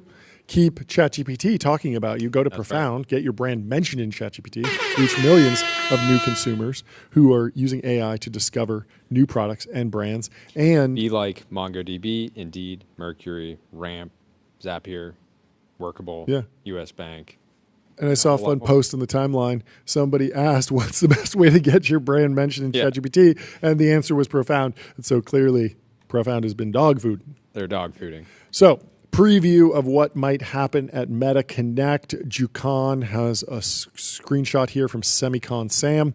I was considering releasing it as a paid post, but after much thought, I decided to make it free. I hope you all enjoy my analysis on smart glasses, why smart glasses are already dominated by China, why even Apple and Meta have no choice but to cooperate. So, this article says, recently there was an article like this. Meta will unveil new smart glasses called Hypernova at its annual Connect event on September 17th and 18th. The prevailing view was that, unlike the previously released Ray-Ban Meta glasses, the Hypernova coming this time would have a display and its price would be high, above $1,400. However, contrary to expectations, according to a report by Mark Gurman, absolute dog, it will launch at $800. So Gurman kind of runs through it. It's still higher than the Meta Ray-Bans that are around $200 to $400, but should be still pricey, but lower than people initially expected. So the question trying to be answered by this Substack article is, why is that? I wanted to find out the reason. I want to find the reason in competition with Chinese manufacturers. About a month ago, Alibaba released smart glasses called Quark Vision, but the price is 1,999 yuan, about $280. That's pretty cheap. I'm not laughing at the price. I'm laughing at the name. Quark Vision. You ever want Quark? Quark Vision. It's time for Quark Vision. I don't know. Maybe it sounds better in Chinese. So from Meta's perspective, with China putting products out that cheaply, they might have thought, how can we manage to charge more than $1,400, and decided to set a lower price. I believe smart glasses will become a truly essential device. This writer is smart glasses pilled. I'm also optimistic about the the growth in smart glasses generally, VR, AR. I think we're about to see the churn rates drop and the adoption rates increase. Let me give an example. Unlike smartphones, smart glasses are much more convenient to operate. You don't need to move your fingers. You can operate them through humanity's most concise action, your voice. For instance, if you were trying to use AI features like Gemini Live on a smartphone, you would have to open the camera app with your fingers, scan things yourself. With AI glasses, camera on the device is effectively seeing what I'm seeing. So there's the advantage that I don't have to issue instructions one by one. And so he lays out kind of a bull case for the smart glasses. This is the industry's classification of smart glasses by generation. Gen 1, which is the current generation, doesn't have a display. AI features are supported through a smartphone integration. Gen 2, which is next year, supposedly, will be equipped with a low-resolution display. And then Gen 3 has a high-end display, full-color, 2K resolution, AI and spatial computing, like what we saw in the Apple Vision Pro. Starting from, so he says, that's why I believe the second generation is the point where we can start calling them smart glasses. From the second generation onward, displays provide visual information, allowing users to access much richer data through the glasses. To draw an analogy, up to the first generation, they were like PDAs, but starting from the second generation, they can be called smartphones. So very bullish on the growth here. I think we can. Does it get? Was there anything else in here that you wanted to run through? Yeah, I just thought the pricing information was interesting. Yeah. They could try to run the same playbook of just selling the same playbook that they ran with like DJI, right? Of just like selling below the actual cost to produce the devices to just try to get adoption. Yeah. But we'll see. It is interesting. I haven't seen that much reporting on the bill of materials for the Oculus Quest 3, but I don't believe that they were selling it at a massive discount. Like I do think it was probably profitable on a per unit basis, but then they were just spending so much on R&D to actually build the next versions. It would be very interesting to see what happens if they released something at the level of Apple Vision Pro, but at the price point of the Quest 4 or something like that. I'm excited about the smart glasses, but I'm honestly more excited about just an Apple Vision Pro level image and screen being pulled into something with the Quest's ergonomics. Well, so there's some interesting, so basically brightness and power efficiency are the most important things when it comes to displays. And the reason that Apple's Vision Pro can crush it on brightness is because the field of view is actually blocked. So there's no outside light coming in. And so they can deliver this like ultra crisp image. And what Meta and Quark are doing is like you can just see the real world and see a display on it. So the sort of quality of the image will lag behind that just like ultra high fidelity that you're getting with the Vision Pro. I mean, but obviously it's an insanely real trade-off. Right? I mean, the physics of light state that I like it's an additive process. So like if you're outside and it's bright and you want to project a black cube into that world, that's basically impossible from a physics perspective because the bright light's going to shine through. You're adding light on top of it, and there's not really anything that you can do to make the black cube show up on the beach in Santa Monica if you're just walking around. So there are some serious headwinds there. That's why Palmer Luckey predicted that the end result of augmented reality would be reprojection, which is what the Apple Vision Pro does. Take a camera, because then if you take a camera and you play that on the inside of the display, you can turn down the brightness all around the black cube, and then you can put the black cube over there, and you can block out the light that's behind it. But occlusion with dark objects in augmented reality scenarios is basically physically impossible. I don't know. Seems very difficult. Anyway, whatever. If you're planning to launch a augmented reality headset, you got to get on Linear. Linear is a purpose-built tool for planning and building products. Meet the system for modern software development, streamline issues, projects, and product roadmaps. Jira Ticket says Houston is like if the AWS console. Shot at Tyler there. What's going on? Yeah. How you doing, Tyler? What's new in I was your just world? clapping. I was just so excited about the Linear. Okay. Yeah. Give us Good an to see you, update. Tyler. What is burning up the timeline in your world? What was your favorite post from this weekend? Okay, let me find a really good one. I'll get back. Okay. In the meantime, let's talk about Houston, the city in Texas. Houston is like if the AWS console was a city, says Jira Tickets. And Kathleen Turner says, dang, why? And Jira Tickets says, I don't know. I've never been to Houston. Like, I don't even know what this means. I don't know why this wound up in the show or in the run of show. I think this wound up in the run of show like multiple times for some reason. Nice. But did you put it in? I put it in. I thought it was funny. Why? What appealed to you about this? Do you think it's an apt analogy? Have you ever used the AWS console? Do you know how Yes. confusing it is? Yes. Okay. Yes. So So is it's that just the saying, take? like, It's just saying it's really Not confusing. the best designed city. Okay. Yeah. I get that. It's But like it's also just funny. a lot of horsepower It's under a good the hood. post, sir. It's a good post. It's a good post. Shout out Jira Tickets. ASML. Yeah, this was cool. ASML decided to become a VC, according to Wasteland Capital, to boost European tech sovereignty and burn $1.5 billion in shareholder funds into Mistral. Hey, it's not We don't burned know yet. that they burned it. They don't know. YOLO'd it in. Lithography bun plus third tier LLM meat with a topping of EU bureaucrat Diriges. Dirigisme? I Wow, don't know it's that a word that I can't pronounce and you can't pronounce, meaning that it This might is- be it might a new be- type of AI hamburger. Anyways, people are State not control of economic matters. so people are not excited about ASML's investment. They did about 3/4 of Mistral's Dirigism. $2 billion Series C.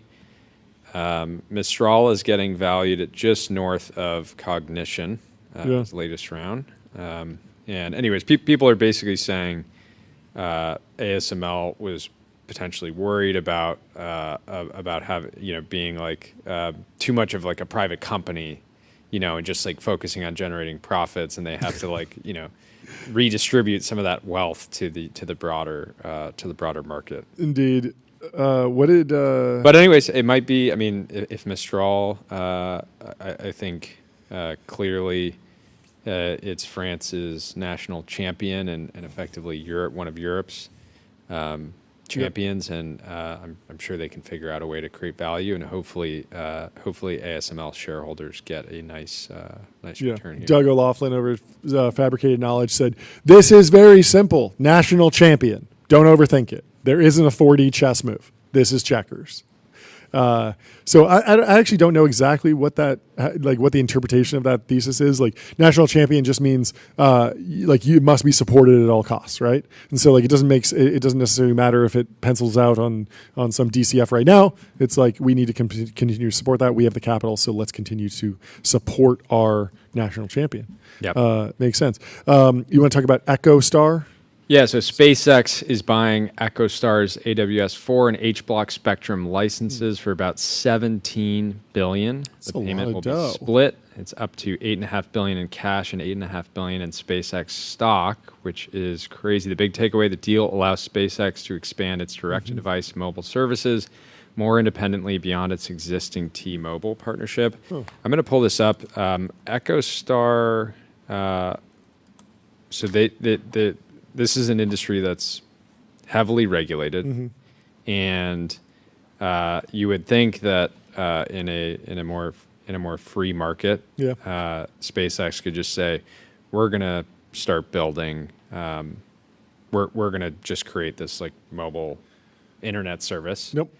And it doesn't work like But that. there are specific licenses. so- 'cause you don't want traffic on the same spectrum, same Yep. band of the spectrum. So Yeah, shares of EchoStar rose as much as 26% on Monday to a record high of $84. Its bonds were the biggest gainers in the junk bond market. Apparently EchoStar was like potentially veering towards bankruptcy, like they hadn't been wait. paying So what did EchoStar stock do?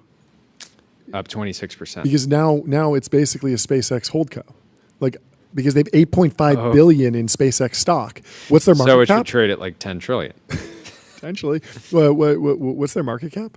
22 billion. Whoa. Wow, this is So we were just talking. treasury. So we were talking just about this. this. So we were talking about this morning.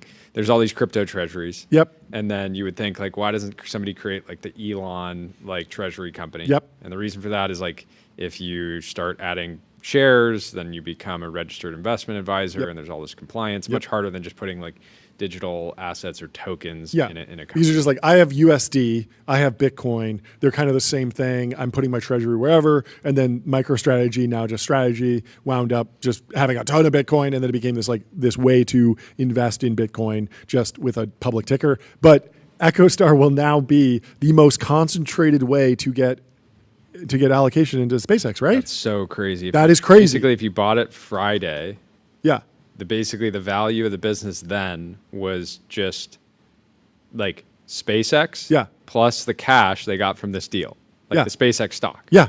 So the company It was just sitting on this license, and they just sold it, flipped it into SpaceX stock. Crazy. That is a very. I wonder if they. Ed Ludlow. The bigger takeaway is I think we got a SpaceX meme stock on our hands soon. This is crazy. Oh, you're saying this is your take? Well, yeah. So Ed Ludlow, his big takeaway, which I agree with, Ed, I think you are correct. The big takeaway is the deal allows SpaceX to expand its direct-to-device mobile services more independently beyond needing to partner with T-Mobile. They can go direct and cut out T-Mobile. Extremely bullish for SpaceX direct-to-device. Obviously, that's going to be a huge business, and they're really making a lot of inroads there with partnerships and now owning the actual license. But the other big takeaway is that now there is a company where 25% of their market cap is directly indexed to SpaceX and it's just a public ticker. Like that is a crazy development. Bunch of cash. They're also burning money. They lost $300 million last quarter. So hopefully they'll make it all back on Elon Co. Who knows? Anyway, numeral HQ. Yeah, the only other thing. You go for this. Sales tax on autopilot. Spend less than 5 minutes per month on sales tax compliance. While you're looking that up, Tyler, what did you find for me? All right, so I think my favorite post was Will Brown. Oh yeah, he said he was at a family wedding in Spain, and his uncle brought a printed out semi-analysis cluster max list of the the neoclouds. He was asking why Prime Intellect is at the bottom. Hey, made the list. Hey, made the list. That's great. That is fantastic. At a family wedding in Spain, Uncle brought a printout of the semi-analysis cluster mass list and asked why we're underperforming, explaining the difference between marketplaces and data centers and how we're not just selling compute, we're also advancing RL infra. I love it. Very fun. So one small problem with the meme stock potential of EchoStar. Break it down. They've got $29 billion of debt that they had been basically defaulting on recently. Maybe they'll be selling the SpaceX stock off slowly to pay for the debt. Honestly, just hold. Just make the minimum payments on the interest and just hold on and just hope Elon gets to Mars. Wait, so you're telling me that the narrative around this company is that it's a levered bet on SpaceX in the public markets, that the ticker that anyone can trade? Yes. And the company's already levered up. Yes, you can think they don't even need to lever up further. Yeah, they're already levered. Yeah. Wow. They're extremely levered. Except unfortunately they didn't spend they didn't raise debt to buy SpaceX. They already had that. They already had it. They didn't even need because they already had it. They don't need there are two steps next ahead. earnings Most call. people are like, I'm going to become a levered. treasury company, then I'll lever up to buy more Bitcoin, and my company will act as like a 2x levered Bitcoin. No, so this company's already levered up. So basically, SpaceX just needs to be a $1.7 trillion company, and then they'll be able to just pay off the debt. There we go. Sell and pay off the debt. Seems doable. And then never bet against Elon, bro. Never bet against him. Come on. Anyway, Fin.ai, the #1 AI agent for customer service, #1 in performance benchmarks, #1 in competitive bake-offs, #1 ranking on G2. There is so much more in the timeline. We are going to have guests joining us in 10 minutes, but let's run through some more stories. Oh, the other story, OpenAI projected its cash burn this year through 2029 will rise even higher than previously thought to a total of $115 billion. That's about $80 billion higher than the company previously expected. Andrew Cote says, now that's what I call a nonprofit. The numbers are big, but I'm so inured to big numbers at this point. I'm like, Yeah, that seems fine. I don't know. That's my take. Is that like that seems completely appropriate for the opportunity. Like you're building the next big, massive consumer company. Everyone loves it. You have strong product market fit. All your competitors are kind of bowing out more or less. Like The hyperscalers are bowing out? I would say that they're bowing out of consumer, yeah. I don't know. Nano Banana's ripping. Nano Banana is ripping, yeah. Ajay Midha at A16Z, is that his name? He had a good post about this today, talking about the revenge of the empire or something like that. Was that in here? Where was it? Ajni. I have him in here somewhere. I got to get a better tab management situation going. Okay, here we go. Ajni Midha at Andreessen Horowitz says the empire strikes back and shows ChatGPT versus Gemini. ChatGPT interest over time on. Oh, well, I mean, you're going to trust Google on how Gemini is doing in search also, results? there was other reporting that showed that agents are completely throwing, like agents that are crawling the web are totally throwing. Oh, off Google Trends. interesting. No, I was completely kidding about Google cooking the results here. Obviously, they wouldn't do that. But Nano Banana launches and Gemini is definitely mooning.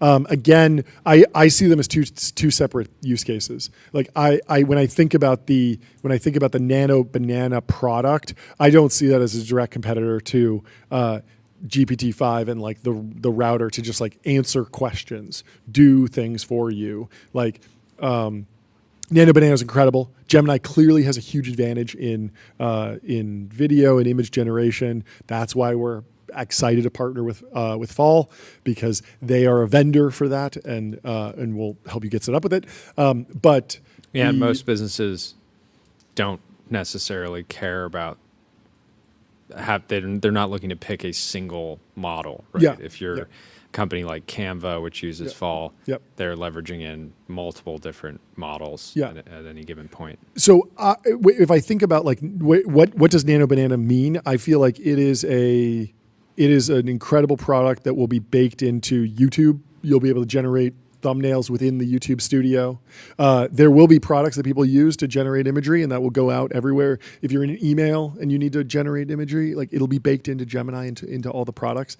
But this particular spike in the chart reads to me as if a Studio Ghibli moment, where it's like you get a ton of attention and people come in, but like what is driving ChatGPT use right now? It's not Ghibli's. That's not why people are coming to it. Like the image generation is definitely used, but I would say it's probably less than like 10% of queries, probably less than 2% of queries, honestly. Just based on my personal use, most of the time I'm looking for a fact, I'm looking for a breakdown, I'm looking for some analysis, go search the web, put something together. And then every once in a while I go to it and I'm like, okay, now I need to do an image generation thing. And so I don't necessarily fully agree with this take that the empire is striking back. I mean, it is a strike. They're striking back. But has the empire won? We don't know. Good question. Anyway, question for you. Isaac says, I don't know anything about watches, but I'm looking for something respectable to wear on my wrist, something that a watch nerd might go nice at, but won't break the bank. Any recommendations? What you got, Jordy? What does not breaking the bank mean? Richard Mille? Yeah. Stay away from the FP Ultra Journes thin. and the Piece Uniques, because that's going to break the bank. But nice RM, maybe a racing like machine a on the quartz wrist. watch, like an FP Journe. That could work too. Yeah, you're going to want to stay away from the Graph Diamonds hallucination, because that's up in the 55 million range. But a Paul Newman Daytona, that's going to be something that a watch nerd is going to go. Nice. Fortunately, this is good news in the watch world. Trump was invited to the Rolex suite at the U.S. Open men's final, and he got to hang out with the Rolex CEO, Jean-Frédéric Dufour. And the timeline is expecting some potential resolution or relief from the Swiss tariffs to come this week. Obviously, tariffs impacting at least secondary watch prices right away. They've been kind of up across the board. So good if you have a bunch of watches you want to sell, bad if you're in the market. Well, if you're looking for a watch, go to getbezel.com. Your Bezel Concierge is available now to source you any watch on the planet seriously any watch. You can chat with the Bezel Concierge and you can ask them that exact prompt. You can say, what's a watch that would make a watch nerd say nice, but not break the bank? They might recommend, I don't know, GMT Master, Batman, Rolex, something like that. That might be more reasonable. Anyway, Steve Jobs' office versus Tim Cook's office. I think this says a lot about why Apple feels different under Cook, says Sherman McCoy. But Sherman got put in the truth zone because that famous picture of Steve Jobs' office where it's all messy and Tim Cook's office is all nice and clean. All right, let's see. Well, guess what? Let's see Tim Cook's home office. Yeah, let's see Tim Cook's home office. It could be 10 times messier. Imagine it's just stacked up. He's just the 10 biggest times the hoarder. books. Yeah, 10 times the books. Just stacks of papers everywhere. So the picture on the left, it is Steve Jobs, but that's his home office. And Tim Cook is, of course, at the work office. But it's still probably something true there. Obviously, Tim Cook is the operations mastermind. Steve Jobs is more of the creative genius. And so we got an examples. old email here, February speaking of 13th, Steve Jobs. 2005. Sergey Brin sent an email to his executive management group. Read the subject line. Subject, irate call from Steve Jobs. And then he just types this out, just clearly just like Stream of thought. stream of consciousness. So I got a call from Steve Jobs today who was very agitated. It was about us recruiting from the Safari team. He was sure we were building a browser and we're trying to get the Safari team. He made various veiled threats too, though I'm not inclined to hold them against him too much, as he seemed beside himself, as Eric would say. So I just wanted to check what our status was in various respects and what we want to do about partners, friendly companies, and recruiting. On the browser, I know and told him that we have Mozilla people working here, largely on Firefox. I did not mention we may release an enhanced version, but I am not sure we are going to yet. On recruiting, I've heard recently of one candidate out of Apple that had browser expertise, so I guess he would be on Safari. I mentioned this to Steve, and he told me he was cool with us hiring anyone who came to us, but was angry about systematic solicitation. I don't know if there's some systematic Safari recruiting effort that we have. Anyhow, I told him we are not building a browser and that, to my knowledge, we were not systematically going after the Safari team in particular, and that we should talk about various opportunities. I also said I would follow up and check on our recruiting strategies with regard to Apple and Safari. He seems soothed. So please update me on what you know here and on what you think we should have as a policy. On another note, it seems silly to have both Firefox and Safari.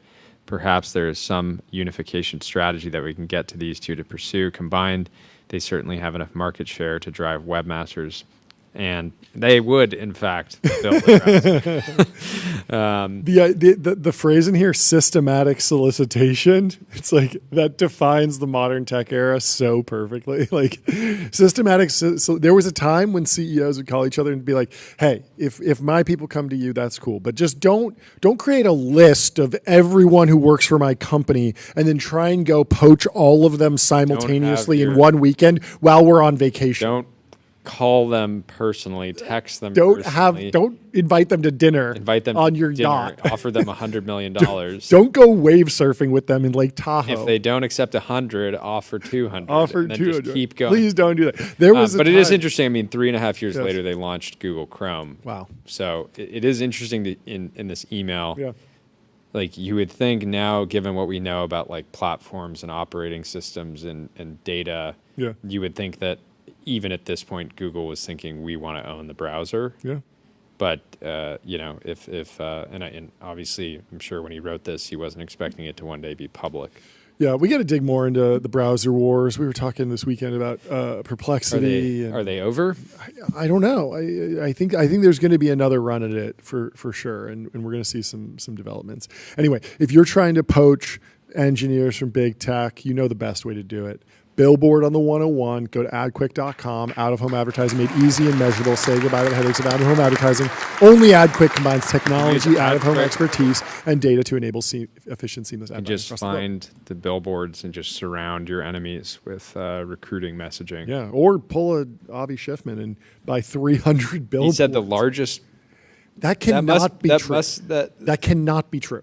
It could be true on a pure. It seems impossible, but on a pure volume basis, like just like volume of Every inventory in a single buy. Yeah, maybe for like a single creative or something, like a single image is the biggest. But like when Apple launched the new iPhone, they put billboards in every single city, and it's huge. And I see them everywhere. It definitely is. And the movies, most when movies YOLO- come out, there's billboards everywhere. It's the most YOLO marketing move that potentially of the year. It caught my eye, and it made me think I got to buy one. We got to demo it. Well, We got to make Tyler live with it for a week and see Yeah. what happens to him in the guinea pig. the question is, could you use that money a lot more efficiently? Buying ads on Meta. It's a consumer product. It's probably easy to figure out like who's the target buyer. Yeah. You can get the halo effect Yep. of out of home advertising by like Yep. buying strategic inventory. I do think that there is something special about the having friend.com. So like Totally. when you go to friend.com, you just see the pendant and that's it. And then you scroll down and you see this like Apple-like experience. It says friend, and then you scroll down and it has these questions. And so if it was tryfriend.ai and you put that on a billboard, I don't think that converts as nearly as well as friend.com. The domain is the one thing that I think in the fullness, because if think the the company domain doesn't feels full. work in 2 years, Yep. we can just wind the company down. And you have to look at the domain as like, Yeah. like, does it increase your probability of success? I Yep. think for something like this, like an always on Yeah. listening device, it's already people aren't going to trust Yeah, it. yeah. So domains can deliver Yeah. trust. And then does it just increase conversion rate of people just caring enough to not to mention just like seeing it, it's a great domain for out of home advertising, period. Yeah. No, I truly think it unlocks out of home advertising in a completely different way. That tryfriend.ai would just convert way less than friend.com. I want to know what's on that website. I'm just going to type in friend.com and then I'm on the flow. So I'm actually surprisingly bullish on a big campaign, a big out of home campaign for friend.com. Good luck to them. Well, we have our first guest of the show. We have Sunny from Grok, infrastructure for inference, purpose built for speed, quality, cost, and scale. Welcome to the show. Thank you for joining the show today. How are you doing? Welcome to the stream. I'm doing good, guys. I'm actually at the All In Summit. So no it's way. like, coming in. Yeah, exactly. So I'm Very just cool. in a green room here. So excited to be on with you guys. Did you already talk, or is that coming up? No. I'm not talking. I'm just okay. kind of like. But still in the green Still in the room. green room. Oh, okay. We got to you get a know, big guy. I had to get a favor so I could come on with you guys here. So Nice. I Nice. appreciate it. yeah. Take us through the last week. I believe you were at the dinner. What was kind of what was the vibe like? Just walk us through your experience.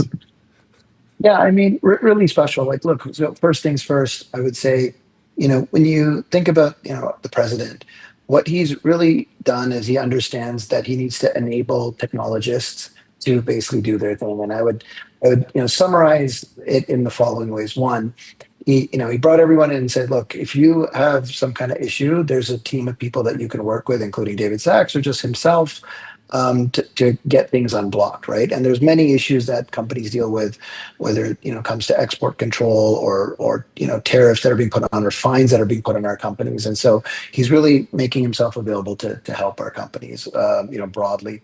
I think he's also understood that AI and technology is the forefront of where many of the innovations for the country will happen, including huge infrastructure projects, right? And so you heard that when the press came in and when they're asking, the questions how much each company is spending, looking at trillions of dollars of spend, which has downstream impact in manufacturing, construction, and other places. And so, that's something he's excited about. And I think lastly, like this, we really want America to win, and he wants America to win. And so he's basically saying, look, I've got your back. I'm supporting you here. And I'm basically, putting this on the forefront. So, that's the high level. I would say the experience, just diving into it, was really special. Started with a small gathering on the Rose Garden Club outside. It was raining. Nice. We were supposed to have a dinner there, but it got moved. And then a bunch of us got, all of us, I got moved into the Roosevelt Room, which is connected into the Oval Office. And then, he took his time basically meeting with each one of us quickly, getting everybody gathered together and just kind of understanding concerns that folks had. And, basically us getting an experience in Oval Office. We all got a challenge coin. We got a pen, which is really cool, like a little a memento, a very special memento. And then we all went, to the East Wing for a dinner, and private conversation followed by a little bit of the press came in, where you guys would have seen the videos, and then conversation afterwards. And he really took the time to address, everybody that was at the table, and make sure that if anybody had a concern, they had a chance to surface it there. What was top of mind for you specifically? I think, look, the American AI stack, that's really important. That's something that was published at the AI Action Summit basically middle of July.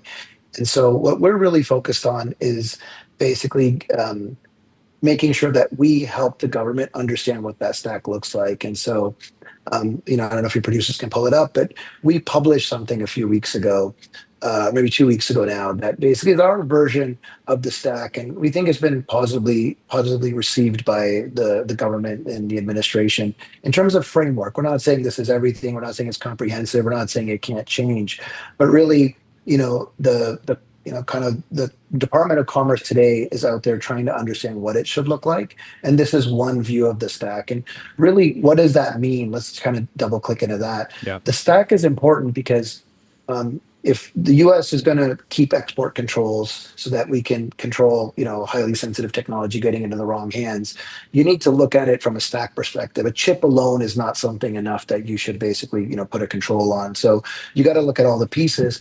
And on the flip side, if you are going to be a partner of the U.S. and you're going to want to buy U.S. assets, you want to make sure that you have the whole list of things, because if you don't have all the pieces, you're going to end up with paperweights, right? Really heavy and expensive ones. So you need to have pieces along all, and that's what we sort of took a stab at when we put that out there.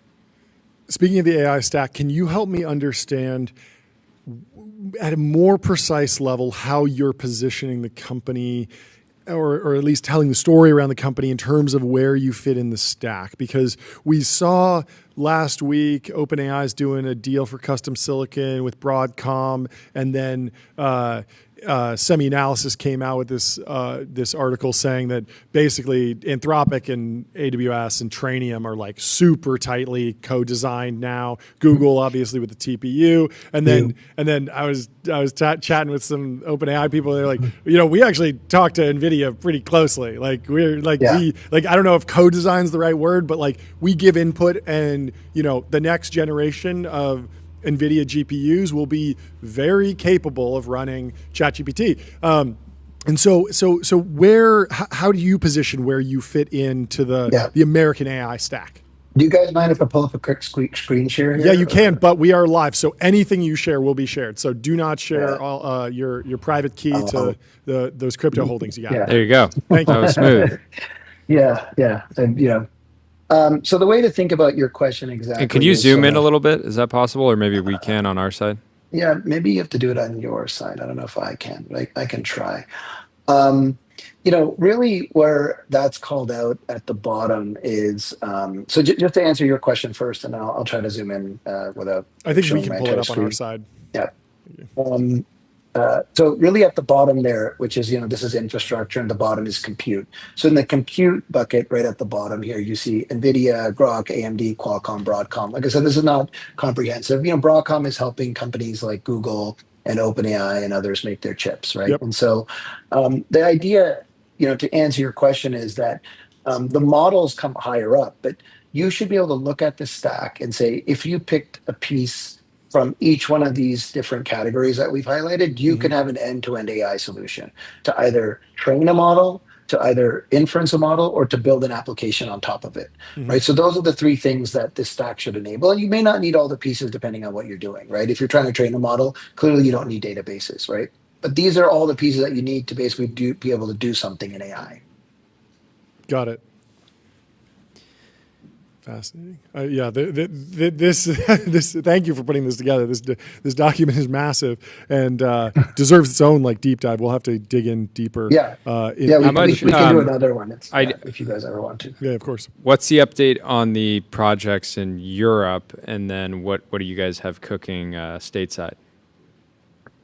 Yeah, we've launched close to 14 different data centers this year, including, one that we announced publicly. Yeah, there we go. Mad decent there. Yeah, we've launched 14 this year, and we're continuing to expand our footprint. Europe is really fascinating. You guys saw the announcement with ASML and their Yeah. investment into Mistral. So Yeah. it looks like they're waking up and starting to basically put resources behind these things. So I think that's great. Our focus primarily in that region of the world is centered around a data center and arrangement that we have in Saudi Arabia. And so that's in partnership with Humane slash Aramco Digital, where it's the largest inference cluster in the Middle East, and we believe all the way into Europe.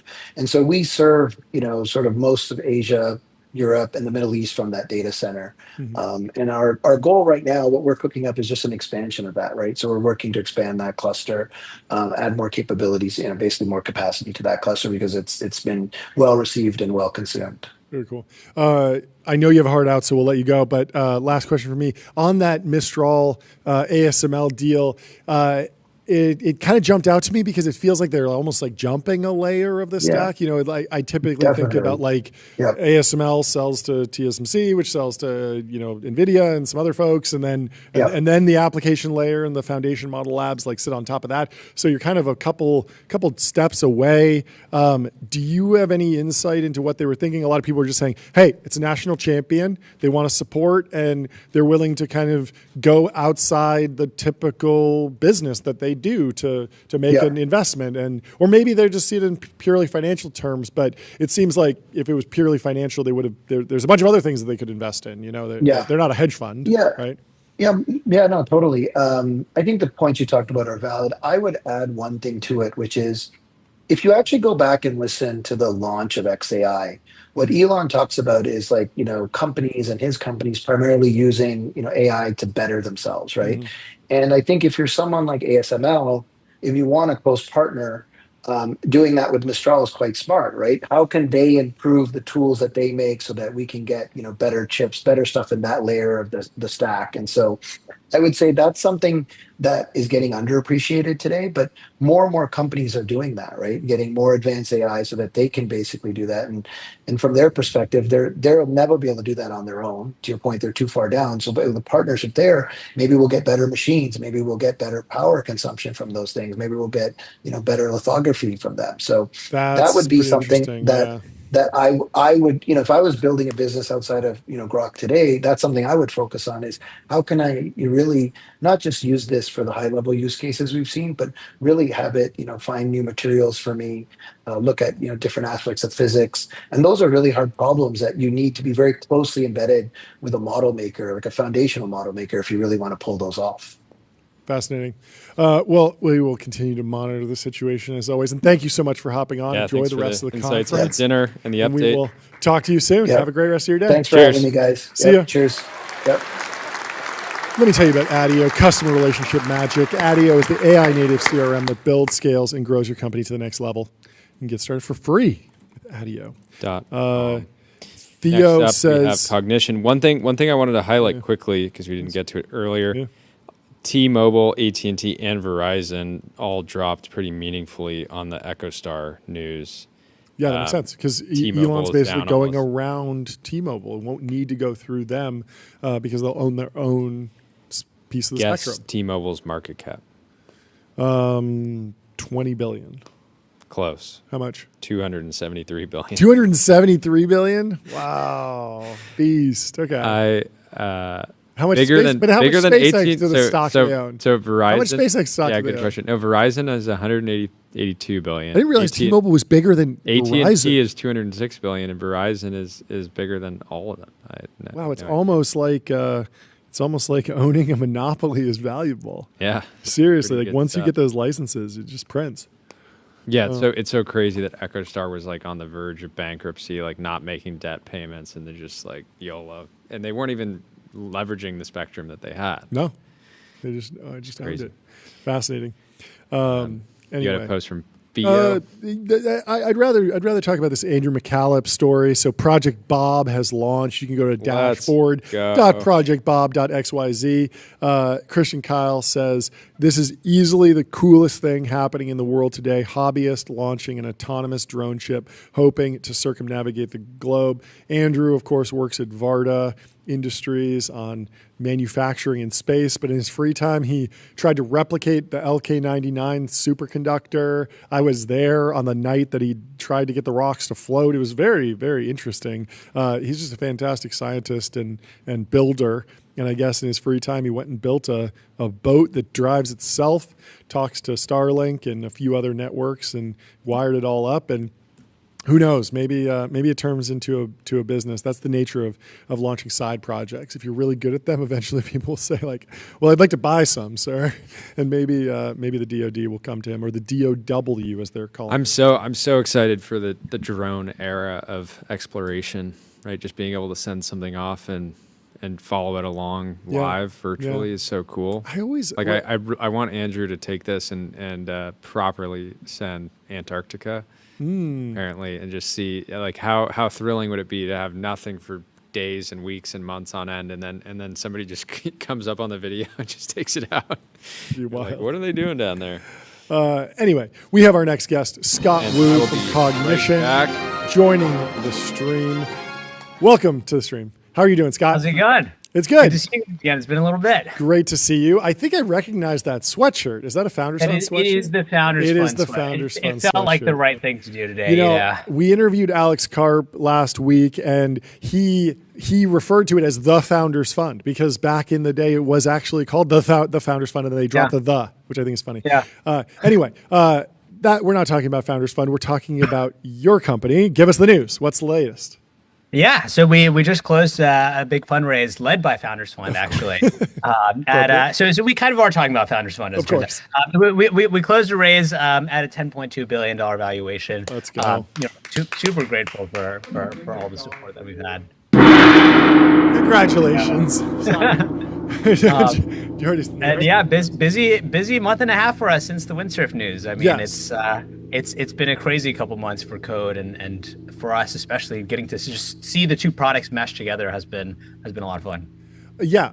Where is the growth coming from? I remember seeing a presentation at Microsoft Build, and they were talking about the value that Devin can bring to replatforming. And that was super concrete for me because, I can just imagine having an enterprise application written in .NET and wanting to move it to Python, and that being a lot of work to write the test suite and move everything over, and just being able to unleash a ton of AI agents and coding agents seemed like incredible value and an incredibly high leverage use of technology.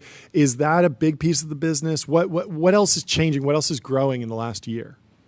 Yeah, I think that's right. A big part of what we do is I kind of describe it as going and taking on engineering toil, so that includes like all these replatforms and migrations that folks have to do. That includes version upgrades, testing, documentation, issue triaging, all of these various things. And it's, the reality is that's a lot of what takes up time for software engineers today. I don't think it's anyone's favorite thing to do, but it is, it is a lot of the time for people, right? And so that's often what we see. And, we've been working with that pretty big range of companies all the way from the smallest startups all the way to some of the biggest enterprises in the world. But yeah, because Devin is in GA, so any startup can sign up for it, correct? But then obviously you have a very talented team that goes and sells into very large enterprises as well. Yeah, what's it been? Windsurf was known for their GTM team. What's it been like, bolting on or really integrating a team like that? You guys, I'm sure it's really added a lot of firepower. It's been incredible, honestly. I mean, even I think just the two products themselves, because, as we were saying last time, like a lot of there's kind of these two categories of product experiences that devs are using today, right? There's the IDEs and the agents. Yep. And even just being able to have both and kind of serve that all-in-one solution with Windsurf and Devin has been amazing for us. And so we've seen a bunch of, Windsurf and Devin were both already each individually growing, but in the last month and a half, it's grown even faster. I want to go into a little bit of a debunk-a-thon, hit you with some data points, and you can give me a lot more context. So the first one that we saw, this is all from extremely reliable sources, usually random screenshots that I see on X.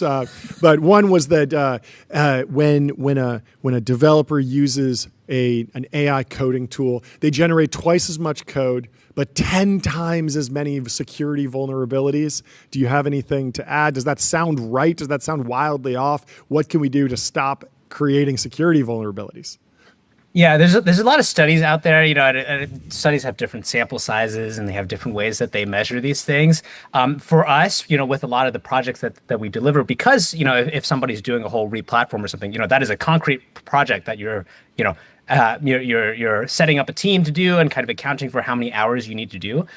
With the enterprise customers that we work with, we typically see speed ups of around 8 to 15x in terms of how long it takes. Yeah, so they're doing in 1 hour of an engineer's time using Devin what would typically take 8 hours without Devin. Wow. And I think that the main thing that you really have to call out here is like it really depends on the use case, right? And so I think for a lot of these kind of like repetitive, tedious things that frankly the engineers don't want to do anyway, like that's where tools like Devin work really, really, really well.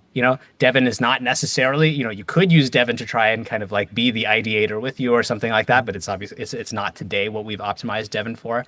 And so that's perhaps what folks are seeing in some of these different coding products. Yeah, and then on the security vulnerability side, do you need you have Devin, but do you need like Bill, like a different agent that just is watching for security vulnerabilities? Old Bill. In traditional software development, you might have there's this great developer that can just churn out code really fast, but then we got the guy over here or the gal over here that really knows what is secure and what's not, and where the flags are, and you have pen testers. Is that a different product? Is that just a different layer of what you're training for, or have you kind of built Devin in a way that you don't inject security vulnerabilities?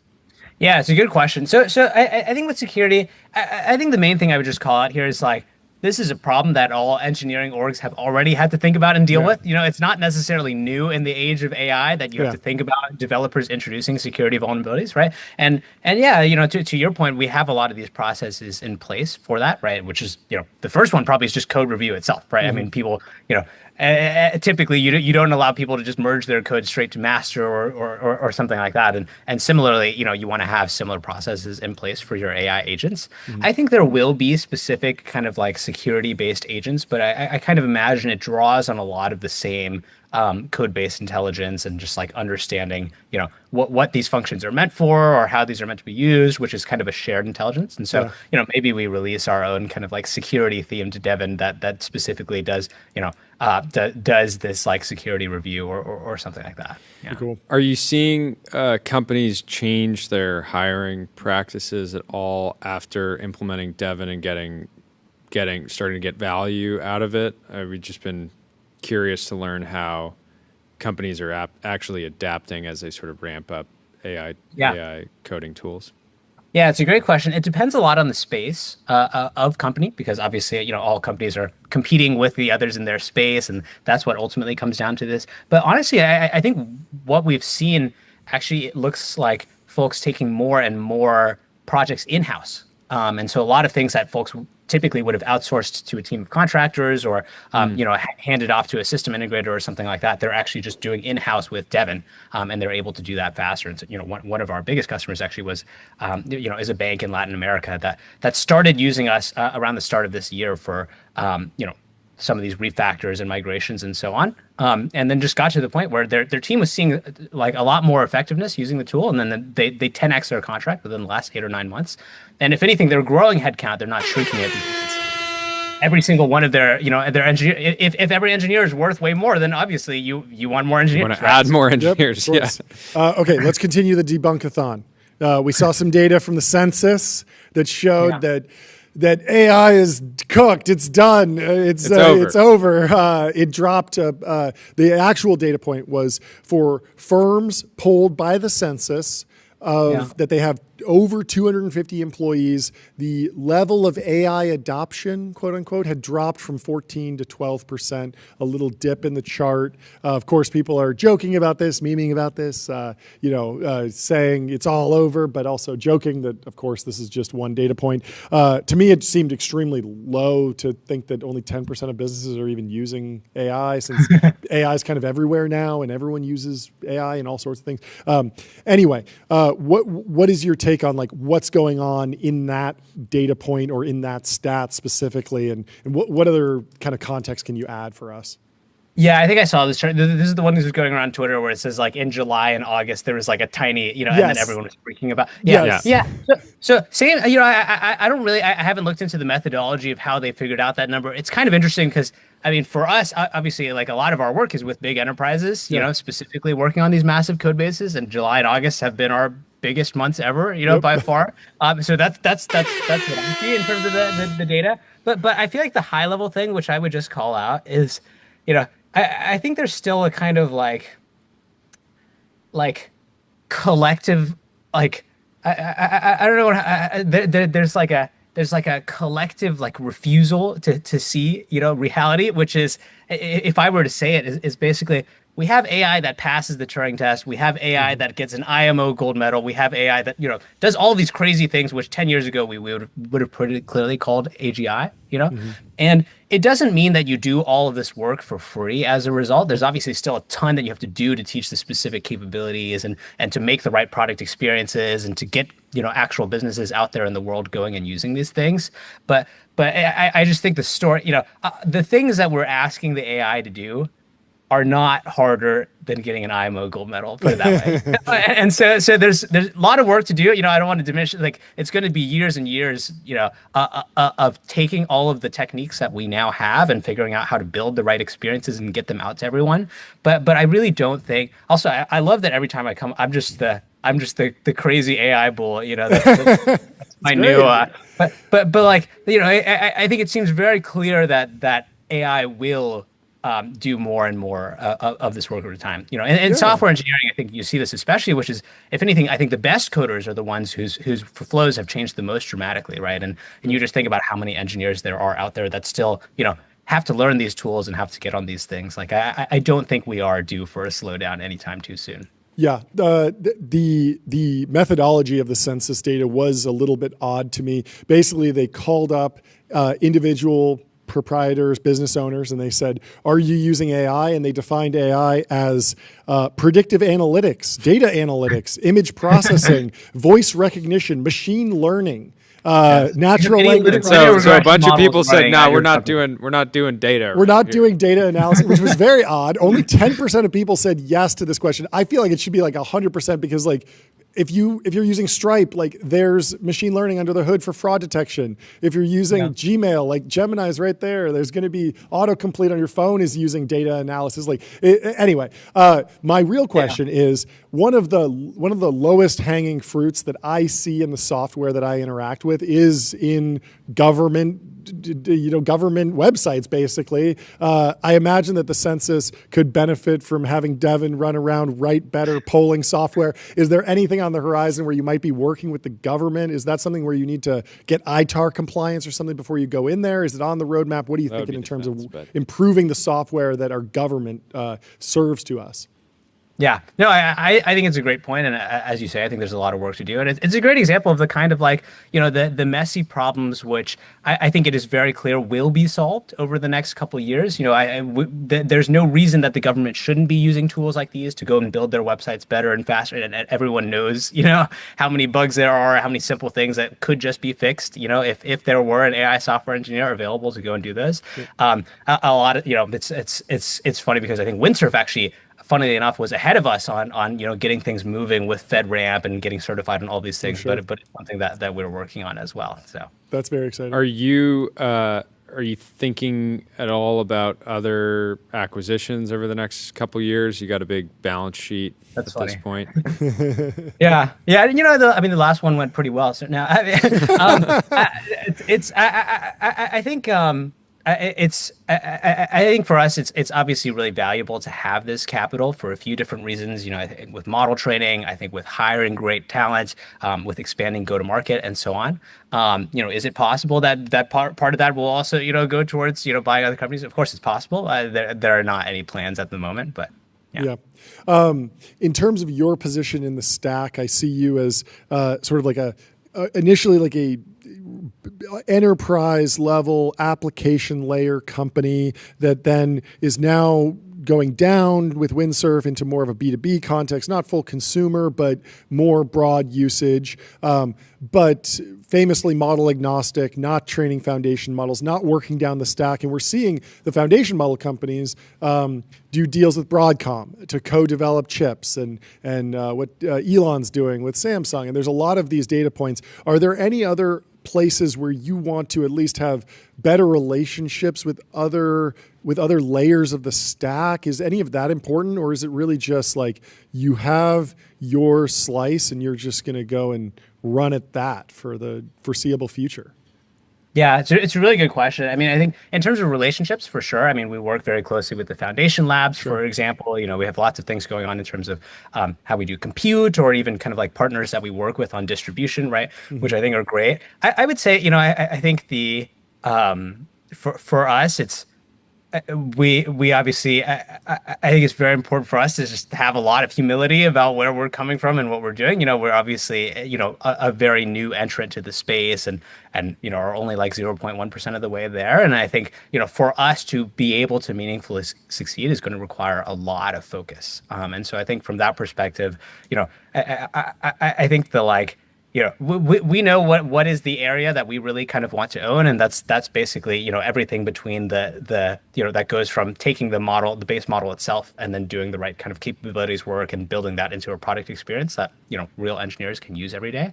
And I think we will stay quite narrow kind of within that focus ourselves for the. So you're saying job's not finished. Job's not finished. I mean, it's barely even started, honestly. I think, and I think like I think obviously there's I think a vision of the future where as we said, where software engineering is just as easy as telling your computer what to do.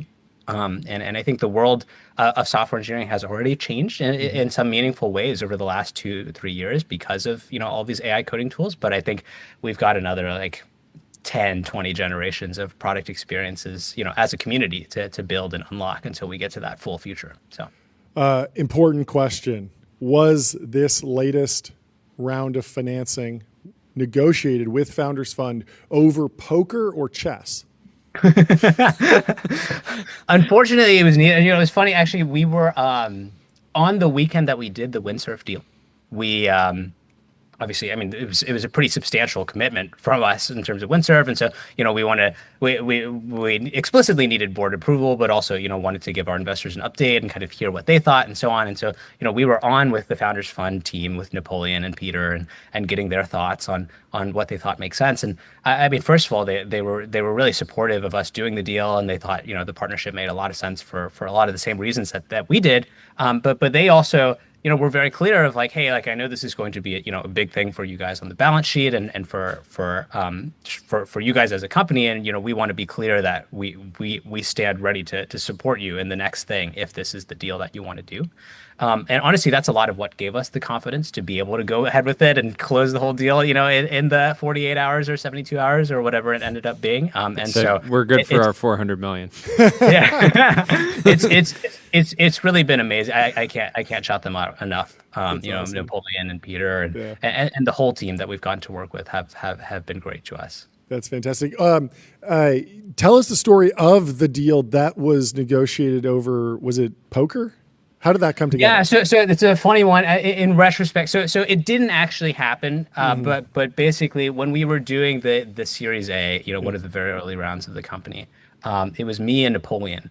And I was here and he was there or something like that, and there was like I think at some point it was clear that the deal was going to get done, but it was just kind of like going through some of the more minor terms and making sure we were on the same page of everything. And we kind of proposed, what if we just had a nice heads up match to go and settle this and decide whose terms we're going to take. We did not do that. It's probably for the better that we didn't do that. But yeah. Oh yeah, but the story lives on as something that almost happened, or was at least like joked about, which is fantastic. That is great. Well, thank you so much for taking the time. Jordy, do you have anything else? No, congrats. I know you got a busy day, so we'll let you get back to it. But just try to have another reason to come on before the end of the year, at least a couple.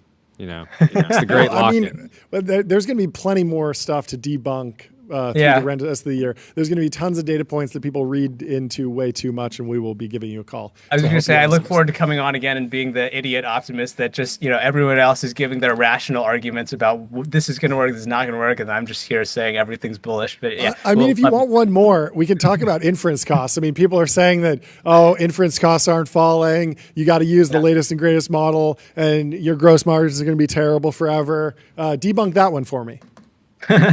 Sure. No, I mean, I think there's I think there's two separate questions there. One is the question of, is the business going to be defensible? Mm-hmm. Are you going to be able to offer something that you're competing with your competitors on something that is not just purely a race to the bottom, right? And then the second thing is is the cost value trade-off for the customers going to actually make sense, right? I think the second one is just very obviously true because, as these tools, if the trade-off is, doing more and more and speeding up labor, right, is, making every accountant faster and making every lawyer faster and so on. I mean, at some point, it's pretty obvious that the machines are cheaper, that cheap enough that making, every lawyer 3 times faster is just obviously a no-brainer, right? I think on the point of the first one, obviously it's a great point. And I think it's different for every different company. I think a lot of the businesses in the application layer need to think a lot about, what is their special sauce and what is their differentiation. But I think the answer for most probably of what that comes to is a combination of one is just really, really focusing on specific use cases and delivering solutions that are really kind of custom solutions for the problem that they're specifically solving. And then two is, I think there is a real kind of I'll call it a personalization effect that I think we're seeing more and more. There's ChatGPT memory, for example. Obviously, Devin has its own whole knowledge system where, as the tool just understands the customer and their own business and their trade-offs and everything much, much better, that itself is obviously something that just makes the product, more and more powerful just for them and is the kind of thing that would command that value. So I think it's from a perspective of, is AI,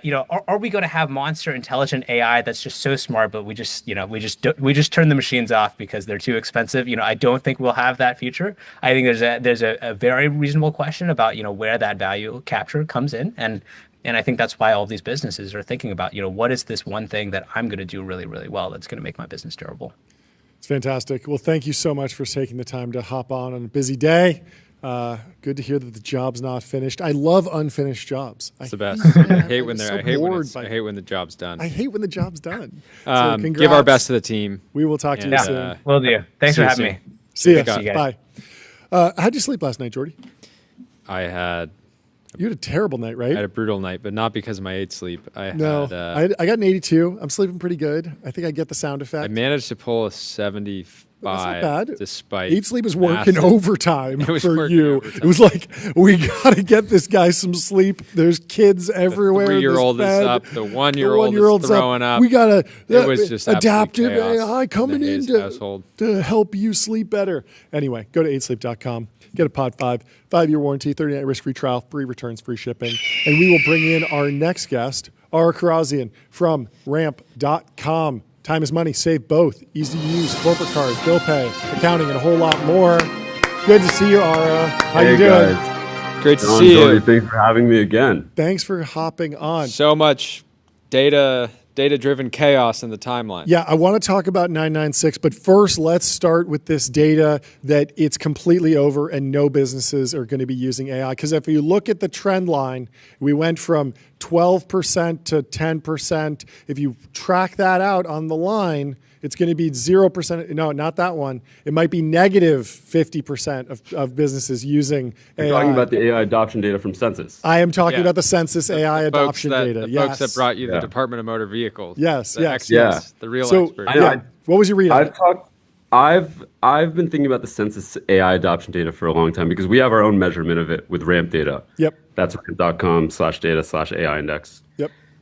What I don't like about the census measurement and why I think it might be underestimating AI adoption is that the question that they have written is not the right way to measure AI adoption. Essentially, the way the census measures it is they ask businesses, do you use AI to produce goods and services? And that makes sense because they wrote the question back in like 2023 when we weren't really sure what AI was going to look like. But AI to produce goods and services, that's, first of all, that's econ speak, right? That's how economists talk to each other. Yeah. But well, yeah, and even if doesn't somebody capture- technically, like in my view, if somebody provides any type of services to somebody and they use AI call transcription, like someone on their team is like recording calls and like transcribing it with AI, that to me like qualifies as I literally had they that. are leveraging AI. In 2013, I was running a consumer packaged goods company. Our business was making protein shakes. That was the physical good that we produced. But we also would transcribe all of our calls. And so were we using AI to produce goods and services? I would have said absolutely. We're using linear regression and we're projecting out our financials and we're doing all sorts of stuff that fits in the bucket. But yes, to your point, it's you're not a forward-thinking business leader. Sure. And and that makes sense. But most people reading that think, oh, am I literally using AI to produce widgets on my factory floor? Yep. It's the kind of question that doesn't really capture the way that AI in the past 3 or 4 years of its development has mostly been adopted by businesses for back office tasks. Yep. So and when you look at that 10%, I think most people would say, yeah, for most businesses that's pretty low. Forget tech forward businesses just in general. Yeah.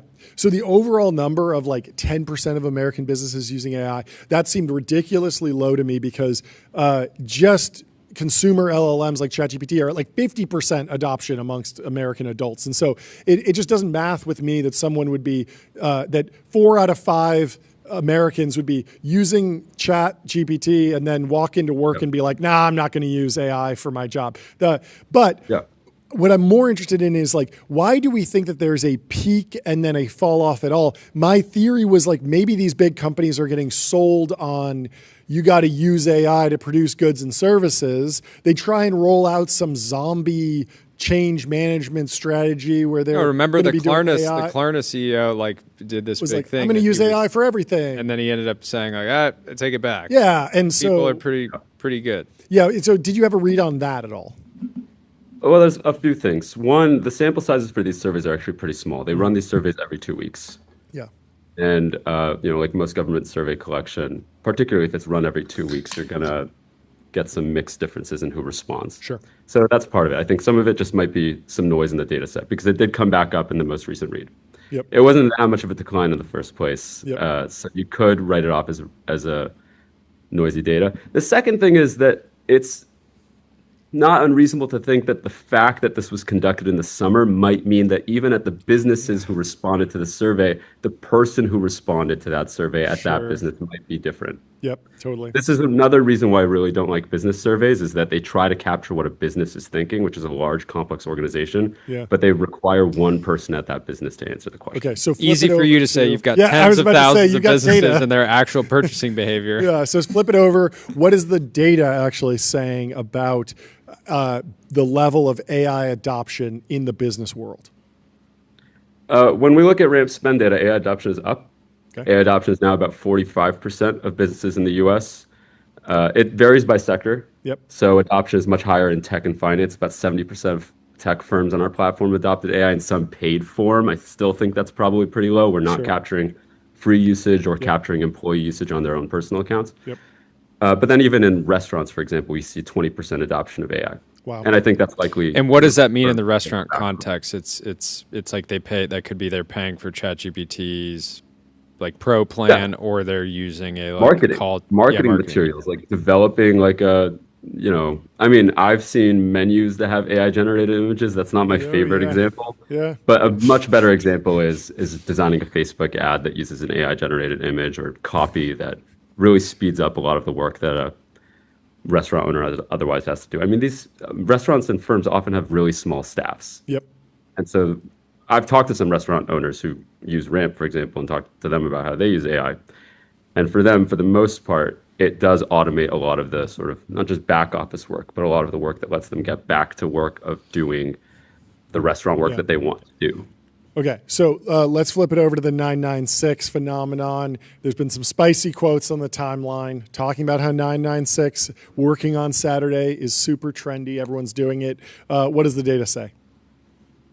So does everyone know what 996 is in the audience? Break it down for us. I don't think our... I think everyone knows, but break it down for us anyway. 996 is associated with Chinese working culture, though I believe it's actually illegal in China now, though I think it's still often practiced. Cool. And it means work 9 a.m. to 9 p.m. 6 days a week. Yeah. And then it kind of seems like it's caught fire in Silicon Valley and tech culture in this whole like wellness-oriented, run fast, lift heavy, marry early, work 9 a.m. to 9 p.m. 6 days a week, and just focus on your business. Yep. And most of the stories have been vibes based, like it's just people in startup world talking about what they're doing. It's true.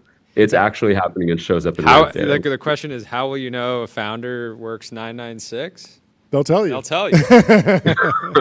Yeah, but I mean, a lot of people were wondering: is this a LARP? Is this something where Saturday is for working? It's for posting about how you're working. But you're saying that the data actually suggests that there is business activity happening on Saturdays in startups at an increased rate. Well, in the one specific way we looked at it, in this one we looked at who's employee cards. So we're not necessarily just looking at founders. We're looking at just people at the company. Yep. Who are more or less expensing business meals or like late time meals on Saturdays, or like DoorDash takeout, other things like that. A lot of the criticism that I've gotten today on the timeline has been like, oh, well, you can't tell if maybe some people are saying it's fraud. It must be these people who are fraudulently using their business cards. Like, sure. I want you to read my post because in my post I found it's just SF. Oh, This isn't happening in New York. Interesting. This isn't happening in Austin. Interesting. It's not happening in Miami. This is just an SF thing. And it's also really new. This wasn't happening last year. Wow. It perfectly coincides with when people started talking about the 996 cultural movement. Fascinating. Wow. Unless if you want to argue that, fraud's this whole... I mean, it really proves there's no such thing as a free lunch, because in these cases, the employees are getting a free lunch, but they had to work on Saturday to get it. Yeah, it's one of the worst ways to do fraud. It's like, here's my $20 Chinese food. Yeah. Okay, so let's think about going deeper in this analysis. How else could we unpack this? One way I'm thinking is, well, meals make a ton of sense. If you're working late, you expense a meal, but also there's just the normal business activity that like you might sign up for a new marketing software on a Tuesday. You might also sign up for it on Saturday. If you're doing that on Saturday, that's probably even less likely to be fraudulent, because why are you putting your credit card down with our latest sponsor, Turbo Puffer? Because if you're signing up for a database tool and you're putting your credit card down, now maybe they run the credit cards at a different time. Who knows? But I'm wondering if there's a layer to the onion that you could pull back there. Are there any other data points that you think you'd be looking at in the next few weeks that might help you crystallize this and really steel up your position for the haters? So the point you're making is really good, because there's someone else who really interesting reply I got was someone who works, I guess, in credit risk, and one of the big signals they had about whether or not an application for their, I guess, finance software product was fraudulent was whether or not the application was submitted on a weekend. Yeah. And they started looking into all of the ones that they got on weekends, and most of them were false positives, at least the ones from SF. Totally anecdotal information. From SF. Because it's fraud everywhere else, but in SF it's the grind. I mean, this is really bad for everyone but SF, because it shows that the great lock-in is really only happening in San Francisco. It's local. Bay Area. It's a local phenomenon. It's not actually people in New York. Oh, great lock-in, great lock-in. Okay. So Fake. Going forward, we got to look at if business software purchases are up in San Francisco on the weekend. I also want to know if it's going to spread, if we're going to have some mimetic contagion, and we're going to see the great lock-in potentially spread to New York. That would be likely for me. I want to know Miami, Austin, Might need to get LA. a little bit colder in New York for Potentially. Nice. Anyway, New York got a little bit close to it, but not. Not It was close. maybe a quarter of the effect size. Wow, huge. And it was effect only size. after 8 p.m. It wasn't like in Yeah. our chart for SF, like it really is starting at about 9 a.m., 10 a.m. Wow. What about timing? You said this is a new phenomenon in San Francisco. If you scroll back the timeline, when do you start seeing a takeoff of this 996 culture in San Francisco? Over the last 6 months. 6 months. It's that recent. Wow. Yeah. That's Yeah. fantastic. We don't see this. We don't see this in 2024 really at all. That's crazy. I feel like 2024 was definitely a year where people were working, but I guess it just picked up a whole new gear. That was Well, before most the of the time Great when Capital we- Wars began. Yeah. When we had this idea, I really didn't expect to see anything because it's pretty rare to see these kinds of spend shifts in any demographic. Yeah. Especially like when I looked at it nationally, it was completely unmoved because most people don't really change something as worn in as their eating habits that often. Yeah. Even tech employees or workers. So I really didn't expect to see anything.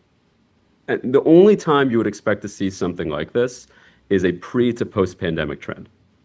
Yeah. 2019 to 2021, a bunch of public and private data sets started to show shifts in where and when people were eating, right? A really classic one from the pandemic era was movement from outside the city center. So, people were spending much less time downtowns, and then suburbs started seeing a lot more activity. That was a really popular one during the pandemic period. But after the pandemic, you really stopped seeing this kind of shifting. Most people kind of set in their ways, and things were back to normal. So the fact that we saw this, only saw it in SF, and that it was so recent is pretty rare and shocking. Last question Bullish. from me on the 996 question.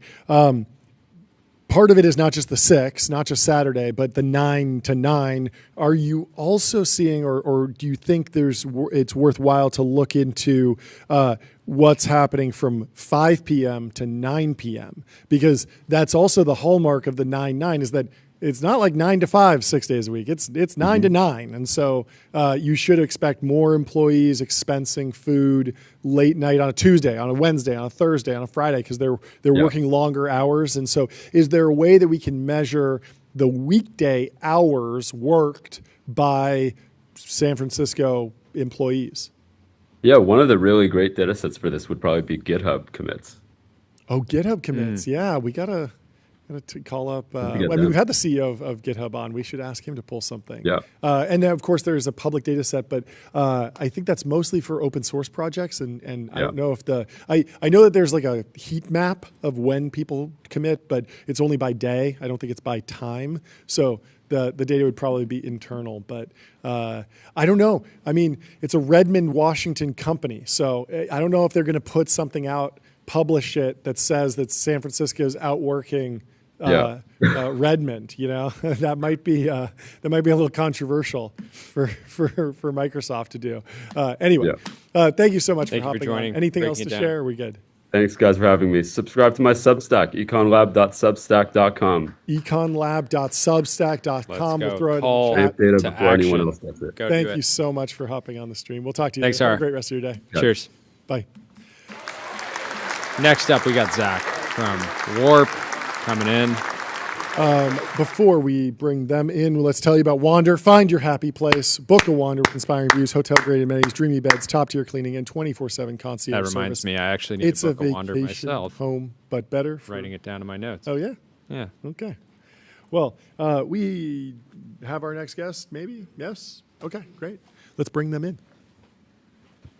There we go. There we go. Second time. Hey. Dave, how you doing? I'm loving This is Warp. This is you Warp guys get? country. Warp country. I don't understand why I'm wearing a warp-themed cowboy hat, but maybe you'll explain. What's new in your world? So I've been, filming a Western, basically. You can see Nice. me doing a product demo on a horse. Well, very cool. And Okay. because, why not? We just did a major launch called Code Country, where the Code theme is all Country. about coding on Warp. And we decided it'd be fun to do it with a little bit of like, hey, let's show how Warp can help you wrangle your agents. So that is why you're wearing a cowboy hat. Zach, I'm pissed off because I was with John last Friday. before we got to the office and we saw these fine hats. And do you remember when I was pitching you on doing hat as a merch for a company that we work with? And I was the tagline for the campaign was like, I was gonna pitch this to Vanta. Yeah, I was you gonna can say say like, this is Vanta country. This America's sounds Vanta funny, country. but I guess this is more country. You beat now. us to it, You beat us and to you it. did it very well. So Thank you. played. It's a great concept.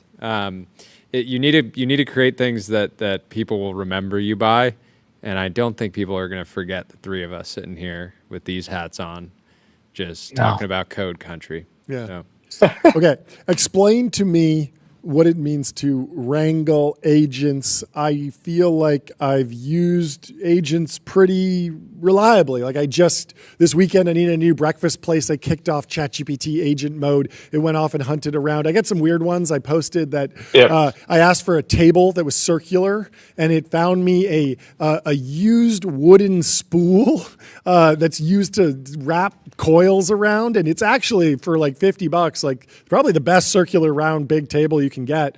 So it was thinking outside the box. It was great. And then I've also used Claude Code. Obviously, I think of that as agentic. We've talked to other folks in the show, but I saw this interesting dashboard on X where someone had some visualization of all the different agents that they'd spawned out. Like, what does the frontier of using multi-agents look like? What does the frontier? What does the frontier look like? Yes. Frontier look like So these days around these parts. The situation is such. If you look at pro developers using agents in their daily workflow, it's they kind of produce stuff that's not shippable a lot of the time. They produce security. Hey, you can't argue they do produce security vulnerabilities. There. It's like you can ship if you're not careful. You can ship security holes. You get to a point where developers on your team don't even know what they're coding. It's really a mess to vibe code in production right now. And the thing that we've been focusing on is like, how do you get a tighter feedback loop where you can see what an agent is doing, you can review its work as it goes, you can make sure that people on your team who are building with agents are like, comprehending what they're doing, that they're code reviewing the agent's code in the app. And so this is a real problem. If you look at the Stack Overflow, latest Stack Overflow survey, like number one problem that developers have developing with agents is like they produce hard to debug code that they don't understand, and so you can end up wasting a bunch of time. So we're just trying to help people keep their agents, steer them as we talk, as we say. I want to do this whole thing.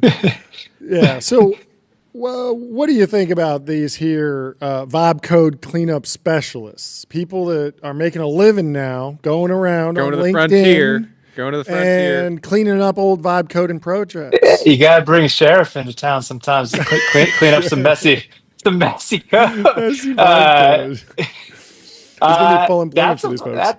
That to me is like a symptom of something gone wrong with the tooling. If you're getting to a point where you need like a janitor or whatever to come in clean up your code. You want to get the engineers on your team to be able to produce shit that actually goes out to production. I guess my other take on this vibe code cleanup specialist that we're seeing pop up is like, I don't know, there's a world where there's the type of person, like the ideas guy, who's like, I have an idea for an app and I want someone to build it for me. Then there's the type of person like you, Jordy, who you have an idea, but then you're a Figma expert and you're going to work on design and you're going to turn over something that's really communicative in terms of the interaction design. Then there's one layer further now with Figma Make and other vibe coding solutions where you could actually turn over a full prototype that's pretty functional, but it's not really going to scale. And so maybe the vibe code cleanup specialist is just saying like, hey, I'm a really talented engineer. I am truly an engineer. I know computer science, but I'm willing to work with I work well with the type of people that express themselves and what they want to build as vibe code. And maybe that's an interesting pattern as opposed to the software engineer who likes to work with somebody who turns over a PSD file or Figma file. I think if you look at it like that, it makes a lot more sense to me. It's like, what's the new version of Mox or PRD? It's like this working app, but it's not a shippable app because it's like, the the agents kind of can't do it yet. Yep. It's also where you run into problems is like these things are amazing for the 0 to 1 use case. They're less good for the like I'm working at some big company that has millions of lines of code and I want to add a feature to it. And so for that, you really, it's like it needs to go. You can start with like the vibe coded prototype, but you're going to need someone to get in there who actually stands behind what they're sending up to their teammate to review.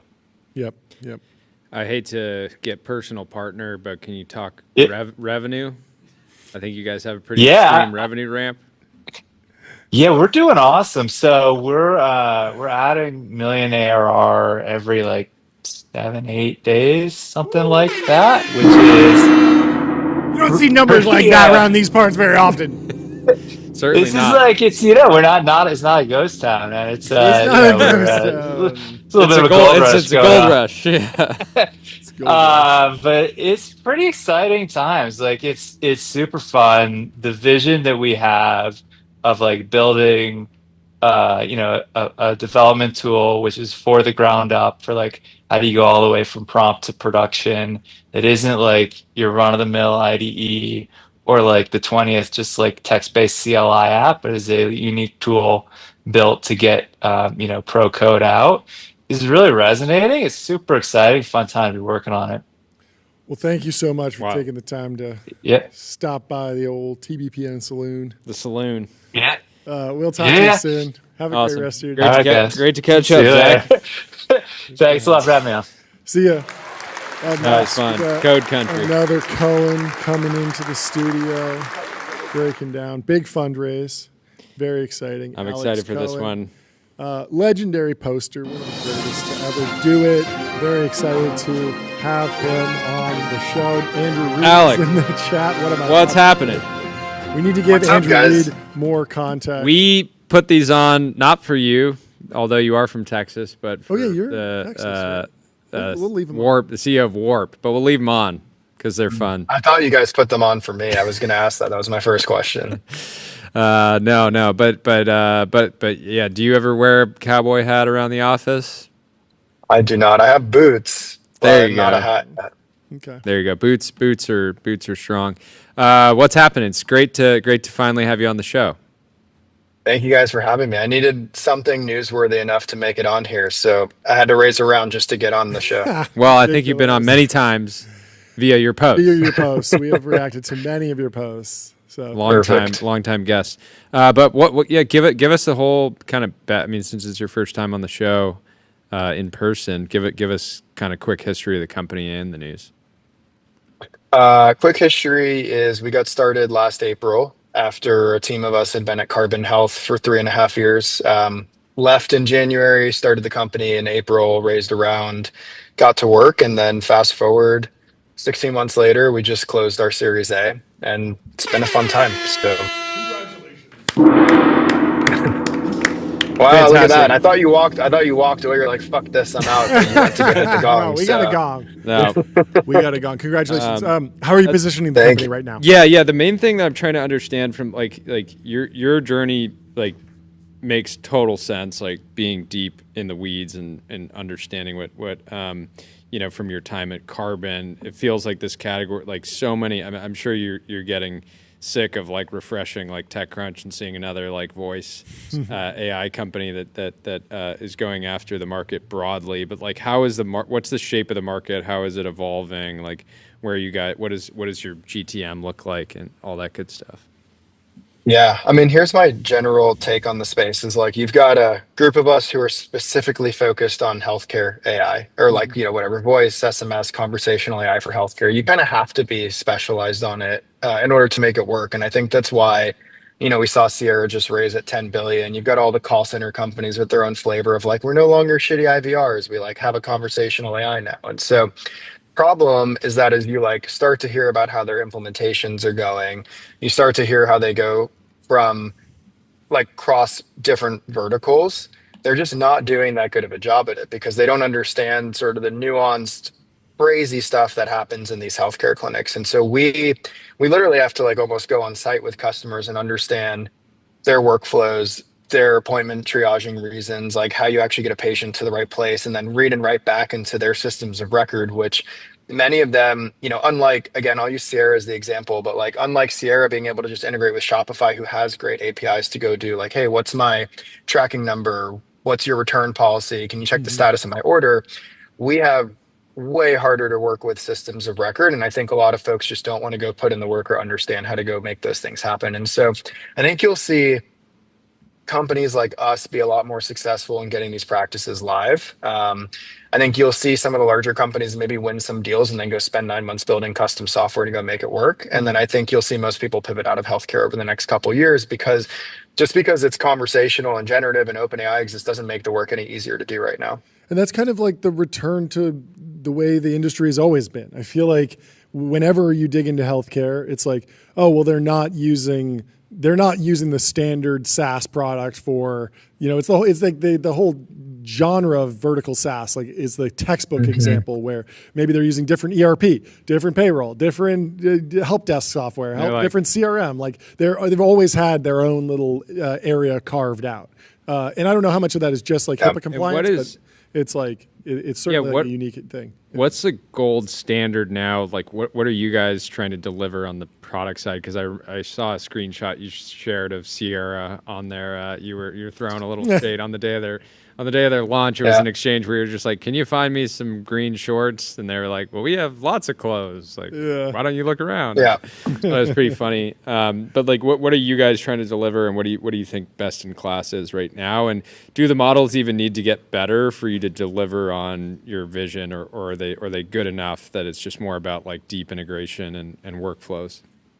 Yeah, I think that there's a lot of tension in someone like a Sierra who's got a very almost deterministic style chatbot, and that's been around forever. I mean, what they're doing is not new. They're just saying, hey, it uses generative AI versus what you used to do, which is keyword matching and then sharing some response that you had queued up that was approved by the customer in the chat experience. And then on the whole other side, you have an experience like ChatGPT or Claude, which is purely generative, very, very general purpose. Anyone can chat with it, and you can really get it to do whatever you want it to do within, as long as their guardrails don't pick it up. And somewhere in the middle is a conversational experience where you call in and you say, hey, I'm having this issue. I need an appointment. Like, here's my symptoms. And the agent has a defined scope of work, but it still needs to follow somewhat of a deterministic path to get you to the outcome, right? So in order to schedule, I have to look up your account, verify who you are, find the location that you're looking for, find available slots, find available providers, and then ultimately book the appointment and write that back to the practice management system. So there is a workflow or a steps that have to happen in some sort of order. To do that right, end to end is very complex. A year ago, even when we got started, you really couldn't do scheduling end to end unless you were building what was a phone tree of like, you're in this step right now, choose one of these 3 options. Now you're in this step, choose one. And that's not what I think anyone wants to be the gold standard for an experience when you call into your provider. And we've always been fully conversational from day one. And I think over the summer, we've made a bunch of breakthroughs on like how we build a whole suite of agents that work together to get the job done. And so, for example, if you're calling into one of our practices now and you say, hey, I'm making an appointment for, I'll use like med spa as an example, for Botox, there is a Botox agent that all it knows how to do is schedule Botox, but it's still conversational. And then if you're like, hey, actually I need to switch to a laser hair removal appointment, then it switches to the laser hair agent. The patient never sees anything, but in the background, we're doing a bunch of multi-agent switching. And that's the only way to make these things work and still be generative. And they still have failure rates, like 5 to 10% of cases, it doesn't work as expected. You can imagine all the dumb shit that patients say. It's like completely random. And you can't plan for all of those scenarios, but you just have to this is why I don't think AI doctors will be a thing anytime soon, because that margin of error will always exist. And it's like, they don't want to take liability or responsibility for that. We can get away with a little bit more margin of error because we're doing administrative functions, but that's the experience we want it to be. Is you call in, you know that it's AI, but you're having a conversation with it, just like if you were talking to ChatGPT's voice model, and it can do the job end to end, even if it's scoped to a limited set of jobs. Yeah.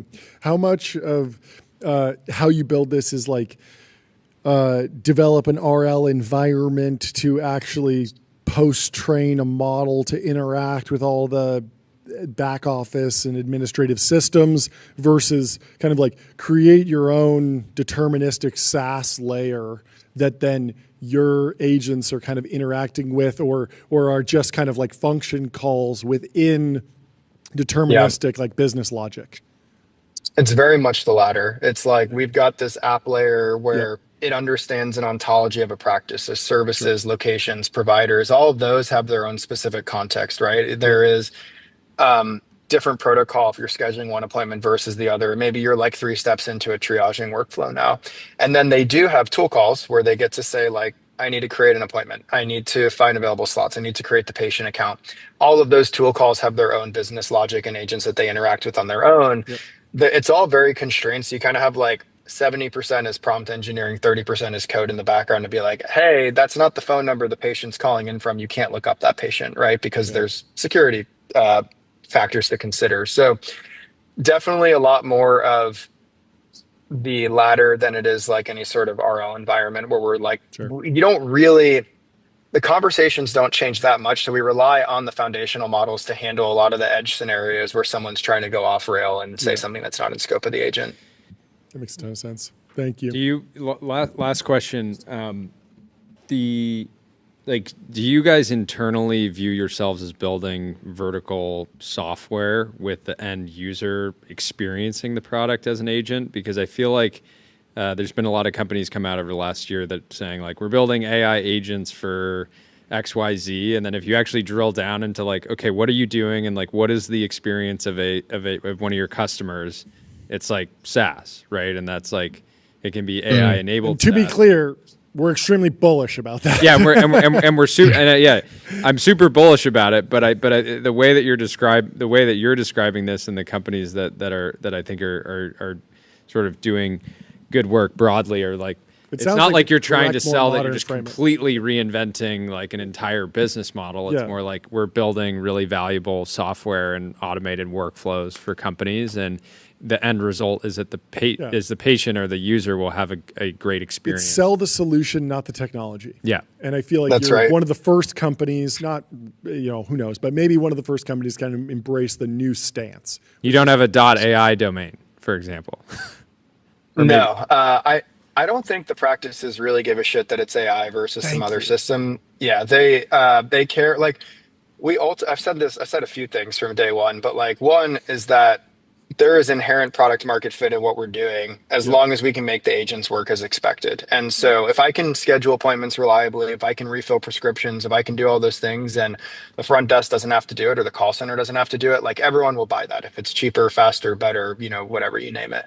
The second is that, they just like don't care that it's AI. They think it's interesting. What's nice is like every group has an AI strategy. They don't know what that means yet. And so, but they know they want to like partner with a company to go do that. And so we treat it is all partnerships right now because it's so early, but we're definitely building vertical services, I would say, like that use software to make it really efficient. And you don't have to go hire people now to go do the work in most cases. But yeah, it doesn't matter that if it were, I suppose, an IVR that got like a phone tree that was able to do the same thing, like someone would buy that too. They would just get replaced by the thing that's better and has higher conversion, better patient experience longer term. And so, that's really the philosophy. And then longer term, we are going deeper into the stack in terms of the software that we will offer to the clinics to also help them do their jobs better when it's not the AI doing the job. And so we look at it as like right now we're doing very specific bespoke services for the group, like answering calls and scheduling or doing outbound campaigns and texting a bunch of patients saying, hey, you're overdue for your annual wellness visit or your vaccines or whatever it is. And then having a conversation and again, getting them scheduled. Longer term, you can imagine like we build more of the software that sits again on top of their practice management system, but that helps the actual clinic teams do their jobs more efficiently as well. It's just deeply integrated with the AI component. Fantastic. Thank you so much for taking the time. Great to have you on. Day. Join anytime. Great questions. We'd love to have Thank you you guys. We'll talk to you soon. Text me whenever. Cheers. Awesome. We will. Later. Cheers. See ya. Up next, we have 11 Labs coming into the studio. He's in the Restream waiting room, but not for much longer. Let's bring in from 11 Labs. Welcome to the show. How you doing? Hey, John. Hey, Jordy. Thanks for having me on. How do you say your name? Because I almost greeted you with ahoy, matey. It's Mati Staniszewski. Okay. Although Mati. I had the same problem with Jordi, so I was texting people: is it Hordy or is it Jordi? Hordy. I like Hordy. Hordy. We're gonna use So there's that. Spanish roots there. That is fantastic. Oh yeah. If you went hardcore Spanish, it might be Horty. Horty. Yeah. Anyway, let's jump right into it. Give us the news. What's the latest in your world? The latest is today, 11 Labs is launching a tender offer of $100 million where we buy early stage employees and investors at a 6.6 billion valuation, which is double. Thank you, guys. Fantastic. This is amazing. This is amazing. So happy to be able to offer that to all the believers from the early days. And we're building the company for the generation. So I'm hoping to align everybody on that build for that journey. Okay. So somebody came to you, they wanted to give you $100 million. You said, I don't need it in the business. Is like, how did this come about? Because somewhat non-traditional for a company to launch potentially a tender. hire one more AI scientist for $100 million, right? Well, yeah. A lot of companies would they'd say like, let's raise a couple $100 million and we'll do some secondary as well. But what kind of what put you in the position to just focus on a secondary transaction in this round? Yeah, two things. One, we are growing very healthy as a business. We got to 200 million in ARR over last weeks. Congrats. Which has thank you. It has been a kind of a interesting journey where we launched the product. So we started the company in 2022, launched the first product beginning of 2023. It took us 20 months to get to 100 million in revenue, which was at the time super quick. Now there are some even quicker transitions. Then took us 10 months to get to 200 million in revenue, which is where we are today. And hopefully we'll get to 300 million by end of the year in 5 months. So 2010, 5 months. So we are growing very quickly and we are doing that in a healthy manner. We have money in the bank to invest in GPUs, in international expansion. So we don't really need much more capital in the bank. And then the second piece is we had a combination of acquisition attempts over last months, and of course, as someone who came back turned them down before 11 Labs, I was at Palantir. My co-founder was at Google, Piotr, and we had a very different setup. Palantir at the time was private. It was almost 15 years private.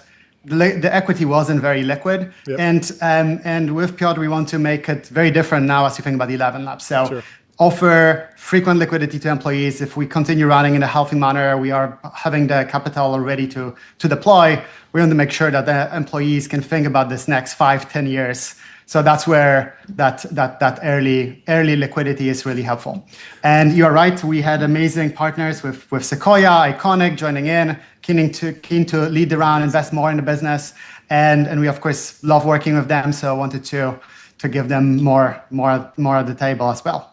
Give us a breakdown of where all the revenue is coming from. Obviously, I can think of millions of use cases, and I've seen different companies leveraging 11 Labs, but like where are kind of the pockets where most of the growth is coming from? Yeah, so at 11 Labs, we have two key parts of our business. One is the creative platform side of the business, and now the second one is our agents platform. Most of people will have known us from that creative side. That's something that has come with when we started the company. That's of course voiceovers for movies, dubbing of movies to other languages, narrations for audiobooks, creating music, bringing music into the fold. And here, that's over now few million monthly active users that will come through the platform and create incredible content.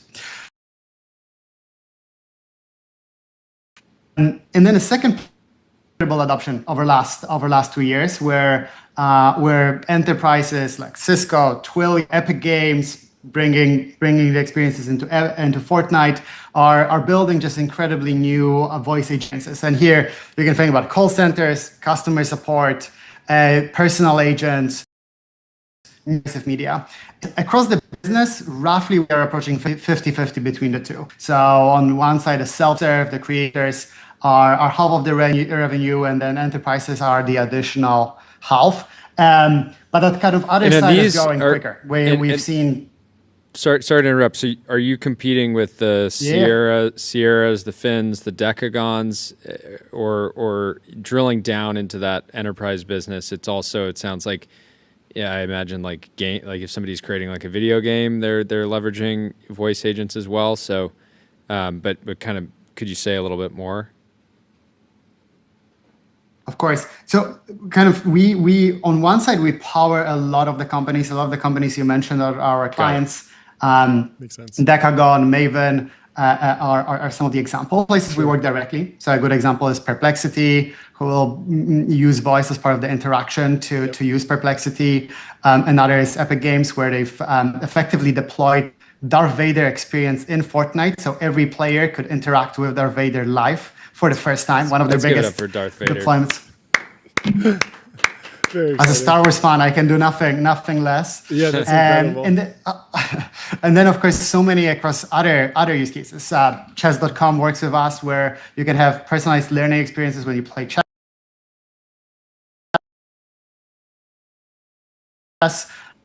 And then other companies like Cisco Twilio, where they do use it for both internal use cases, mentioned Jordi at the beginning, where we power their work internally, but also for their clients. So today we power a lot of clients across, and then also work directly with some of the holistic voice operations. Okay, help me understand a little bit more about where the business fits in.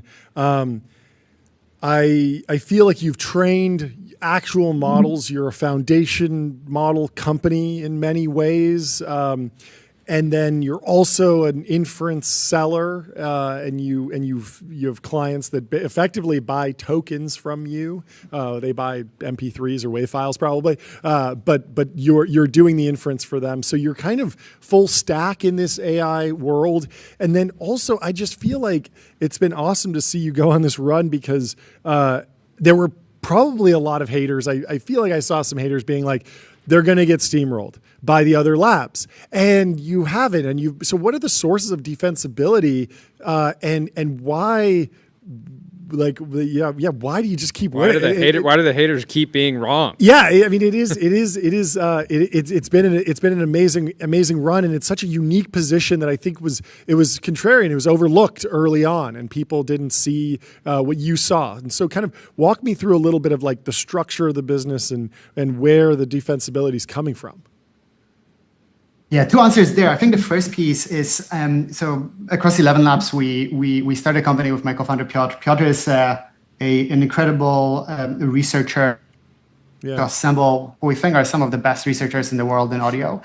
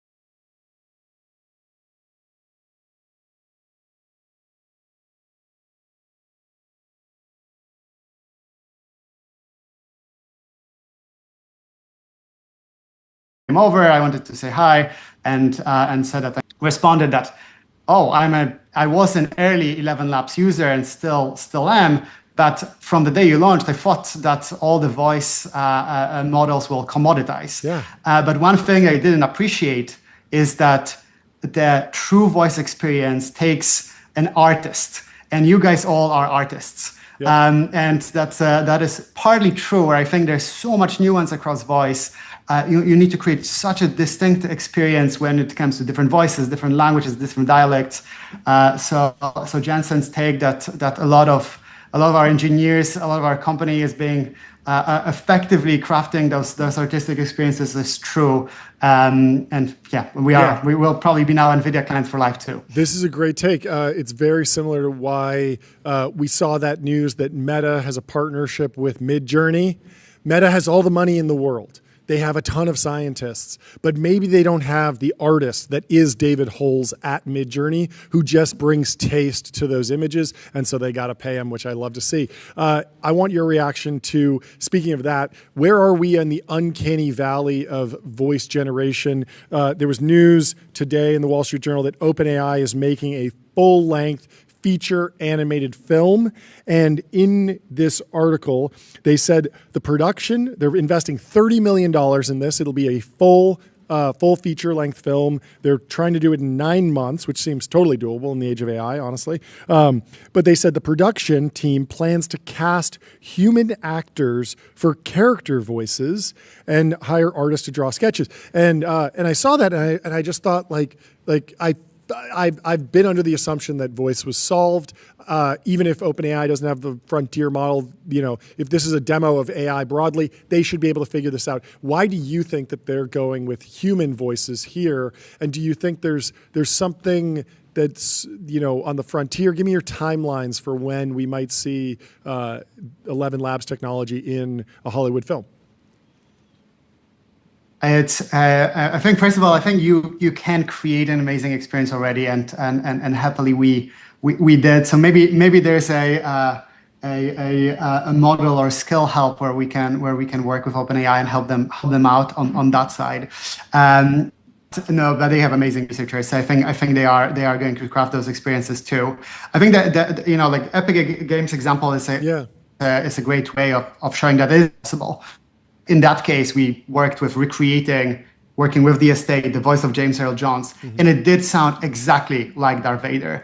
And players were like almost amazed that how is it possible where you have dynamically generated script, effectively a live NPC in the game for the first time. Similarly, in our case, we worked with legends of the past like Richard Feynman, creating his voice where you can really immerse yourself in the story, but also with people like Ariana Huffington or First Lady Melania Trump on creating their audiobooks. And the whole delivery of that experience is as good as real thing.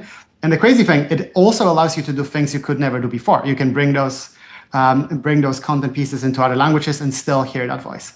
I think Hollywood is a trickier piece where it might take a slightly longer time aligning the likeness component of how you work with the people, how they get compensated, and how you bring those experiences on screen. We do hope that the first dubbed movies will get into production next year, where you have even better thing than what was previously possible. You get that original expression available in dubbed movies, and in 2027, hopefully the first Hollywood movie hits on the screens in English too. That'd be very cool. Thank you so much for joining the stream. Congrats to the whole team. Fantastic progress all over the place.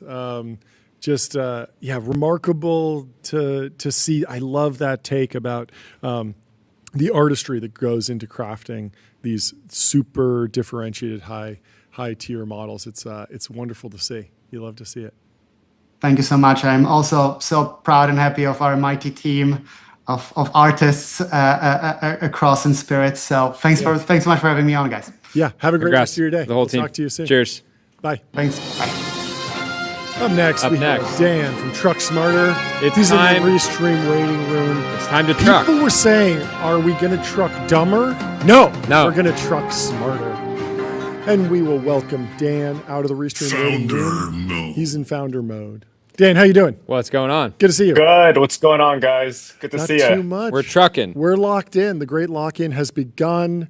Many financings have been announced. We hear you have some news to share with us. Why don't you introduce yourself, the company, and then the news? Yeah, it's been an absolutely packed day for fundraising. So I appreciate you guys getting us in. I'm happy to bring the party to Freight. Thank you. But my name's Dan, co-founder, CEO of Truck Smarter. We're super excited to announce our fundraising and the launch of our AI product, Dispatch, as well. What was the fundraise? Give me the details. What happened? Yeah, so we just raised from Socium Ventures, which is backed by Cox Enterprises, and then backed by all of our familiar friends, Founders Fund, Thrive Capital, A16Z, BCV, to just continue building the absolute best tools for chunky companies. And how much did you raise? 16 million. Congratulations. There we go. Fantastic. There we go. Warm up on that one. Give us a quick history of the company. When did you start trucking smarter? So we started in 2021. We first started by building a load board. So for folks that are not familiar, a lot of trucking companies today. So there's almost 1 million truck drivers out there. 95% of these trucking companies own less than 5 trucks. Yeah. And the way they find jobs is very similar to you going on Craigslist to buy something. Yep. Right. So all this information is everywhere. The information is not entirely verified. The people are not even verified. You're kind of just scraping the barrel, constantly spending hours every single day. So that's kind of been the very core of our company. We started by building a load board that helped them find those jobs in a more efficient way. And then we started layering on a ton of financial services, getting them paid, getting them access to credit. If you think about it, these are the small businesses that just do not get access to a lot of these things. And because we're at the very beginning of their revenue journey, we can just see all this information. And then obviously now with AI, this year, there's just a tremendous opportunity to just make finding a job so much more efficient. And that's kind of what we've been heads down on for the last 6 months. There's a poster behind you. Load boards should be free. Explain to us, how exactly does the industry work? You have to pay to find a trucking job? How does that work? It is absolutely crazy, right? So if you think about it, for you to access this Craigslist type of thing, you got to probably pay anywhere from $50 to $250, $300 a month. Yeah. At the very beginning of our company, we made it extremely clear. So we can't really go back from here. Yeah. We said load boards should be free. We built software that kind of connected all the disparate pieces of information into a single place, gave it all away for free. And that's kind of the engine for our entire business. We continue to grow tremendously from that. And that's where we continue to layer on all these different services. What's the kind of competitive dynamic in the market? Like, are you going to force everyone to go free? It seems really obvious to, like, if there's a barrier to getting a customer, drop that to zero and then figure out how to monetize the customer somewhere else. I'm surprised no one's done this before, so congrats on the innovation. But it seems like the competitive dynamic will be like people will try and fast follow you. So is it just a race to build more financial products, better products behind the scenes? Like what's the long term, or is it just like you got to get big, you got to get all the data on there? You got to get big, right? Okay. So I think for us, right, it's a race to layer on additional services. Yep. A lot of the existing companies, there's a lot of big load boards out there. They've been around for 50, 60 years, right? So you think about Craigslist, right? Mm-hmm. A lot of people have tried to verticalize all the various categories of Craigslist. They've done so in a very real way. But Craigslist is still a monster. They still do hundreds of millions of dollars of revenue. So there's still a lot of this pattern with a lot of the existing companies. But for us, we're just able to layer on all these other things that just makes our platform continue to be more attractive. Have you done What the Truck podcast? This is funny. Have you done it? Yes. Yes. Yeah. I've done this podcast randomly. They were talking about nicotine pouches and the guy wanted to have me on. It was really fun. It's actually an extremely well-run show. But in that vein, like, I imagine you can't go on every week. You got to reach truckers. What's working on the growth side? Yeah, so I think for us, right, we're the number one load board on the platform, on the market today, right? You search load board, you search free load board, we're number one or number two. Okay. That's the strategy, right? Making it free just makes it incredibly easy for anybody to access. Sure. And as a result, you're getting all the people that are coming into the market, right? So there's SEO play. Are you doing any like brand building, high top of funnel, awareness with truckers? Are there specific like campaigns? It's so hard because the truckers aren't in all one place by definition, right? They're all over the country. So it's not like you can buy one billboard and you're good. How do you reach people and actually create like brand awareness? Yeah, I think for us, it's kind of continuing to solve that number one acute pain point, right? Which is finding a job. And that's kind of what we've been focused on from day one. And as a result, I think we just have one of the best growth engines that can reach these trucking companies, because almost certainly every trucking company has probably downloaded a load board, and there's a very high chance that it's ours. Yep. And then as a result, we kind of have that information to just continue to offer them more services. Yep. Fantastic. Congratulations. This is fantastic. We'll talk to you soon. We'll let you get back to your day. Have a great day. Load boards should be free. Appreciate it, guys. Thanks guys. Cheers. For hopping on. Well, on that note, we have got to get on with it is London. past it's 2:20. Well, we keep doing these 3.5 hour streams. We keep saying we're going to do stop 2.5. We always I'll go admit, long. we're addicted. Tyler, any other breaking news tearing up the timeline? Anything you got for me? No crazy news. No crazy news? I don't know. Okay, yeah. That's good. Well, we will see you tomorrow. We will be live from Y Combinator Demo Day. Tune in. We're going to have a lot of fun there. And then on Wednesday, we'll be in New York City. So we are going a little bit of a world tour, a little bit of an American tour. That's right. This week. And we will see you tomorrow.